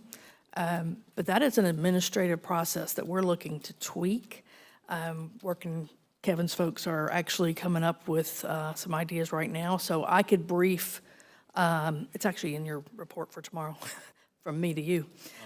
So we do have some movement on that particular part. I know there's others in terms of the trees, but there are many, many payments made in lieu of sidewalks in North County, South County. We have them zoned, and even if the money is not going to be used for construction there, we use that money. understand. I understand the payment in lieu of. That implies that there should be sidewalks there or somewhere else. And what I'm saying is there are certain areas that doesn't apply. And so there shouldn't be a payment in lieu of. It should just be, oh, well, sidewalks don't belong here, so that shouldn't be an extra cost on the resident to have sidewalks in, mid-county. We understand your position, and we have reviewed Thank you. the current system. We've come up with what we think is a fair variation on that theme. The point being is if you change that, okay, and I'm not saying the current system's correct. I'm saying if you change it, you're going to change the funding mechanisms that we currently have in place. And so if we exempt certain areas out, that changes how we do sidewalks in other areas. And so we certainly can do that, but we just want to be able to paint the entire picture. That's what they've been talking about, and I don't know where they're at. Look at all the undeveloped sidewalk property up in North County as a potential funding source. Well, but that's what they have in place currently. I'm not saying we can't change it. We certainly can, but it has fingers. Yeah. We have zones, and there are specific projects identified for each zone. So if a property chooses to opt out, which they may do, then that money is actually spent on sidewalks that have a geographical nexus. So that's part of what's complicated, the approach of just doing away with the requirement, particularly when we look at all of the payments that have been made in lieu of over the last 2 years. And there are, every zone has them. Crystal Beach, lots of them, fewer over in Eastlake. But we just want to make sure that what we can bring you is fair to those that have already paid. And we do have a solution we think will be, Kevin came up with a great solution that we think will really be helpful. He does. I just, yeah. I'm good with that, but you made the comment just now. 2 years ago, we've been doing 2 years ago, we've been doing something in lieu of, right? So I don't want to be 2 years from now looking at it and saying, well, we've got 4 years invested in a program. Commissioner, to your point, it's on the radar now. All right. We'll Yeah, and we bring have this a back to recommendation you for All right, timely. well, I'll be quiet and yield back to the chair. Thank you. Okay, item 24 on the agenda, road transfers. So these are several road transfers with specific segments down in Pinellas Park. Item 25, state-funded incentive grant program for traffic management system on Alderman Road. Item 26, an agreement with Trojan Technologies for disposal. This is out at the Solid Waste Treatment Center. It's a microfiltration system module replacement. Item 27, US EPA community grant for water infrastructure and receptor collection program, so $2.5 million. estimated project with the award providing $700,000. Item 28, First Amendment to purchasing agreement with Information Technologies Equipment Software for Level 3 Telecom Holdings, 105 circuits. Item 29 is proposed initiation of litigation in the case number, a case referenced in your materials. This is a foreclosure on a special magistrate lien on a non-homestead property that's been in violation for a number of years. Item 30 is a proposal, is our recommendation to select a law firm as special counsel relating to litigation for firefighting foam and approval and authorization to initiate litigation. This relates to PFAS issues, primarily as they are applied on land from firefighting foam in one of our firefighting training sites, I believe, and perhaps the airport. So we're initiating litigation on it? Correct. We will be joining.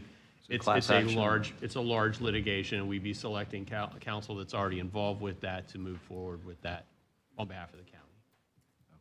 And I can certainly talk with each of you more specifically one-on-one. One-on-one. It's interesting, because I brought this up to Jewel about 2 years ago. Yeah. And I'm surprised that 2 years later, we're now getting into it, when I think we should have been earlier. We should have gotten into it sooner, but that's different. And I am not aware of any county attorney reports at this time. I will have a report. And commissioners, if we can, kind of change the cadence with our emergency management reports, Kevin will provide a kind of complete update on where he's at. And then going forward, I'd like to do it once a month with him going forward with that every other, rather than every meeting. That way we can maximize his time. And we'll kind of do like this one, we'll give a full update on Tuesday. And then after that, we'll give you an update from what we've progressed from the last meeting. So we don't kind of redo the report each and every time. You want to do that at the front end again, or do it? If you can, we can do it at the front, however you want, Mr. Chair. Okay. So, but we'll have him and we'll provide that. And I have a question. I think we did that in the beginning so people understood. We really wanted this so the public understood the permitting process and the appeal process and all that. Do you think at this point, 6 months out, that can't be done in a workshop now because we're just not having the participation and so I think we could get that, I think now it's more about the progress that we're doing more than making sure everybody understood what the process was. So maybe it doesn't need to be at a Tuesday meeting, but could be at a workshop. I don't know. That's up to everybody to agree on, but I think now the purpose is more how are we moving through, how are we doing it, where before we were doing it in that meeting to really let the public understand it, where we are, what the process was. But I think at this point, after 6 months, they know the process. They're all engaged in the process. I have to say, Kevin and his team have been outstanding every time I've reached out to him on a problem, but I'm not even getting the calls anymore. So I think the people kind of they're in the thick of it now. Some of them are coming out of it at this point, and so maybe this is something that could be more of a workshop thing than a meeting thing, and that's up to you, Chair, to decide, but I think we might be at the point now we could phase this into workshop mode versus meeting mode. Just my thought. Maybe we can look at it this week. Kind of that hybrid thing, and then going forward, just to let residents know at that meeting that it's going to change a little bit and how we do it. Because I'm most curious, and they may be wanting to hear a little bit too on how that permitting process is going for people at large and where they kind of fit in listening to it. So maybe we can. We'll provide it Tuesday, and you can provide direction on how you want those reports going forward after Tuesday's meeting. Perfect.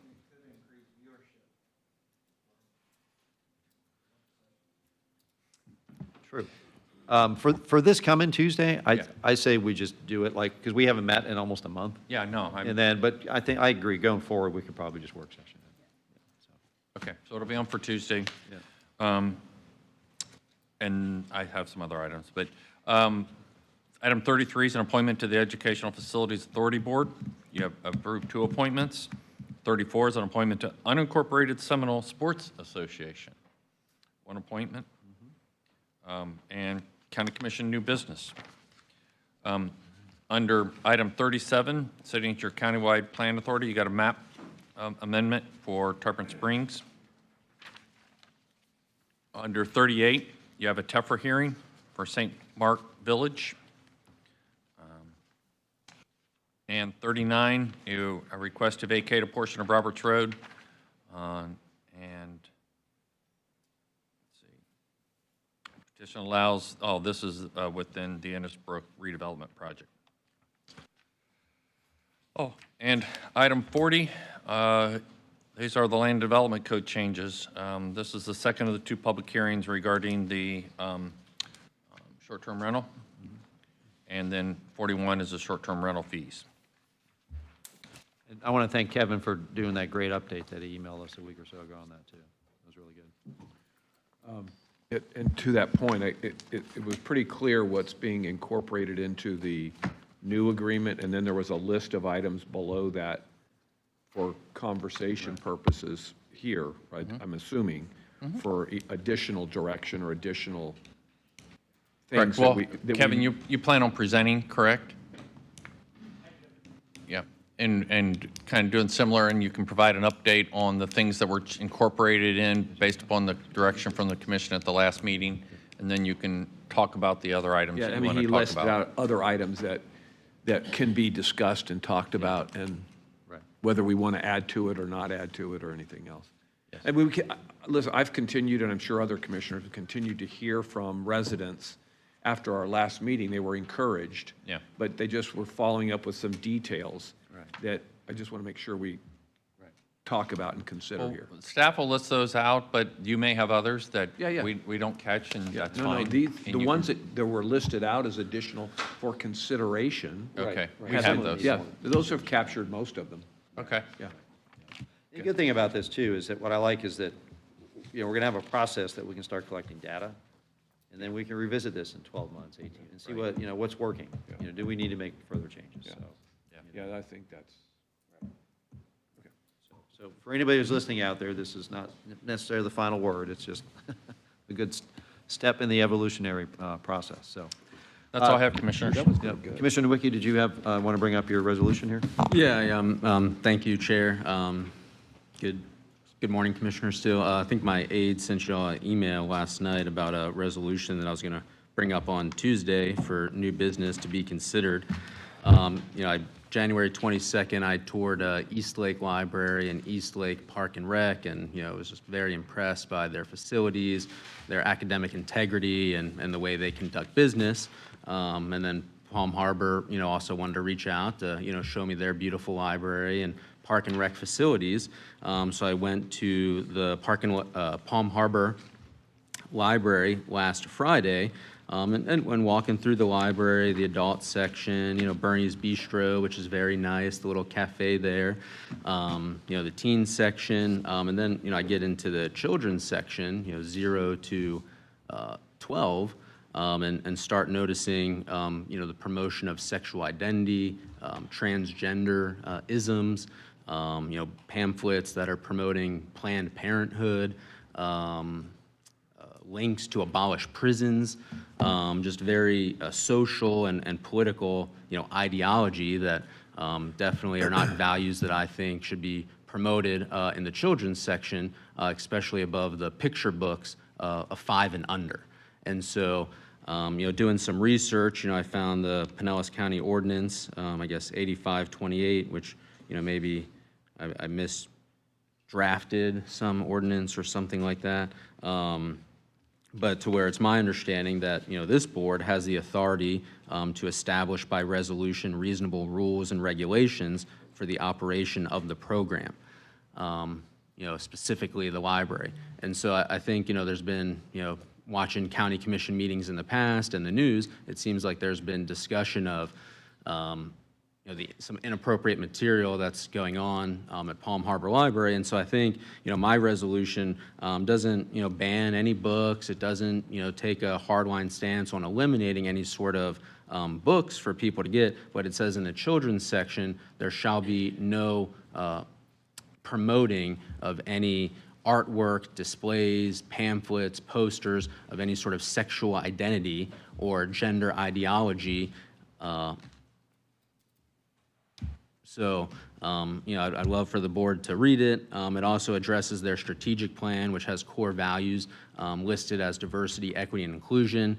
There's, bills in Tallahassee right now looking, to ban those things. And what we see from the federal level coming down, I just think it's appropriate for, Palm Harbor Library, not to be promoting or endorsing any sexual identity in spaces intended for children. So I welcome any feedback from my colleagues on this matter. Commissioner Lavelle. Thank you, Mr. Chairman. A couple of years, I think it was 2 years ago, I brought up the Palm Harbor Library during Pride Month because I didn't like what they were doing in the children's section.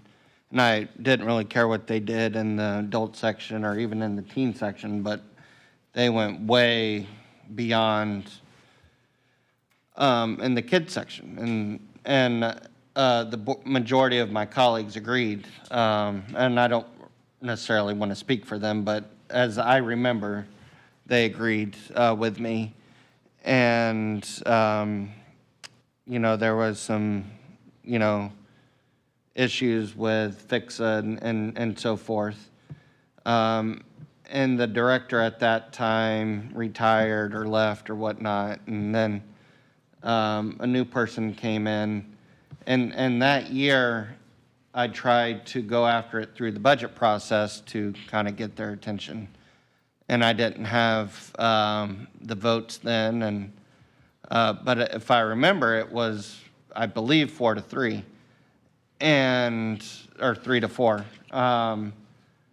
I would be supportive not only of doing a resolution, but if they're still doing the same stuff that they were doing 2 years ago under a different library director, I would be in favor of trying to get their attention through the budget process. My attitude is, do whatever you want to with adults, and, but with kids, especially young kids, leave it up to the parents to teach whatever they want to their kids. It shouldn't be a government-funded entity, putting that stuff on display. And because I remember I had constituents that would tell me that they had kids asking them about a flag that they had displayed during the Pride Month that talked about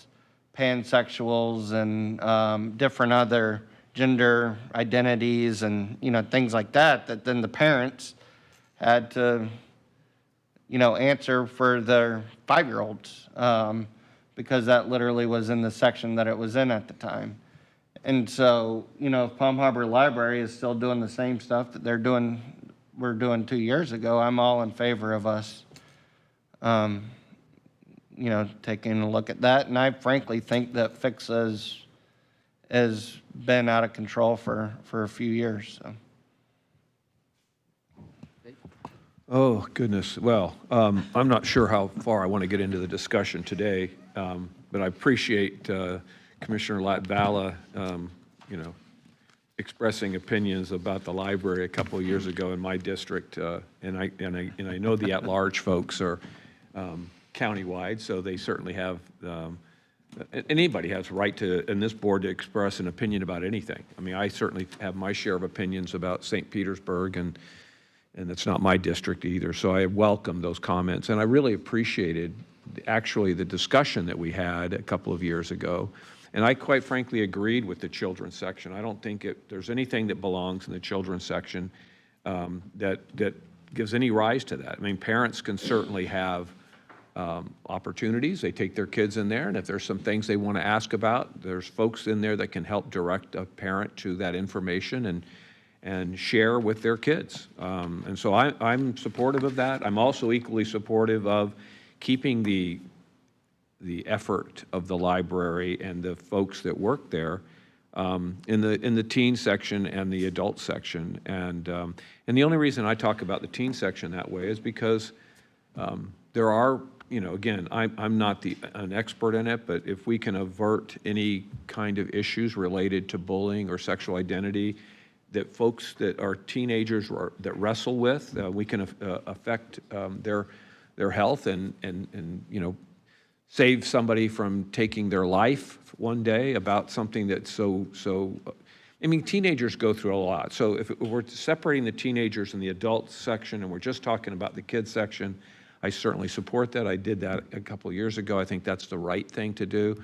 But again, I think, you know, again, just to talk about the library and what they mean. I mean, I was sitting here having this discussion with folks the other day, whether it's our beaches, the trail that we've created in this county, and the parks and the library. It's like you know, like 4 pillars almost of things that if you decided to get away with it, get rid of any of those things, we'd be hung in effigy. They're all equally important, and they all do great work. And I want to make sure that our employees understand that we. And when I say our employees, I'm talking about the fix employees that do the library and do the parks, that we and the residents of that area truly embrace the effort. There is a $500,000 that they self-levied to have recreation and library services, and those folks do just amazing work. Our 2 directors that are there now, I would probably take a little exception on, you know, I think the Fix-It board, I don't know, I don't want to rephrase or phrase what you said about them. I think they're volunteers that do really good work. There's been a couple of emotional outbursts by a couple of individuals that shouldn't be necessarily a reflection on the entire board, but I think they do a great job overall, speaking for the residents who, again, asked to be taxed. So, and frankly, I mean, my phone's open, and it's not like I get tens of calls. Tens of calls, I didn't say hundreds, tens of calls on any of these issues that we're talking about. So, but I do think that the children's section, I think we spoke on that, and I think it was pretty clear how we'd like to see that. And I think that they did what they call, I would call just I guess a negotiated compromise in terms of one end of the children's section versus the other end of the children's section. And I've continued to express my disagreement with that. I think it should be out of the children's section completely. If that's what we're talking about, then we can have more discussion about that. From my perspective, I'm open to that discussion. So anyway, that's all I have at this point. And I have not had a chance to look through all of your stuff yet. So. And I haven't either. It just was presented to me this morning. I kind of briefly looked over it, but I mean, I don't think it's appropriate for this to be in the children's section either. But to be fair, I haven't gotten a single phone call or a single email on it either. Yeah. So is it, you know, in my preference, it could be anywhere but the children's section.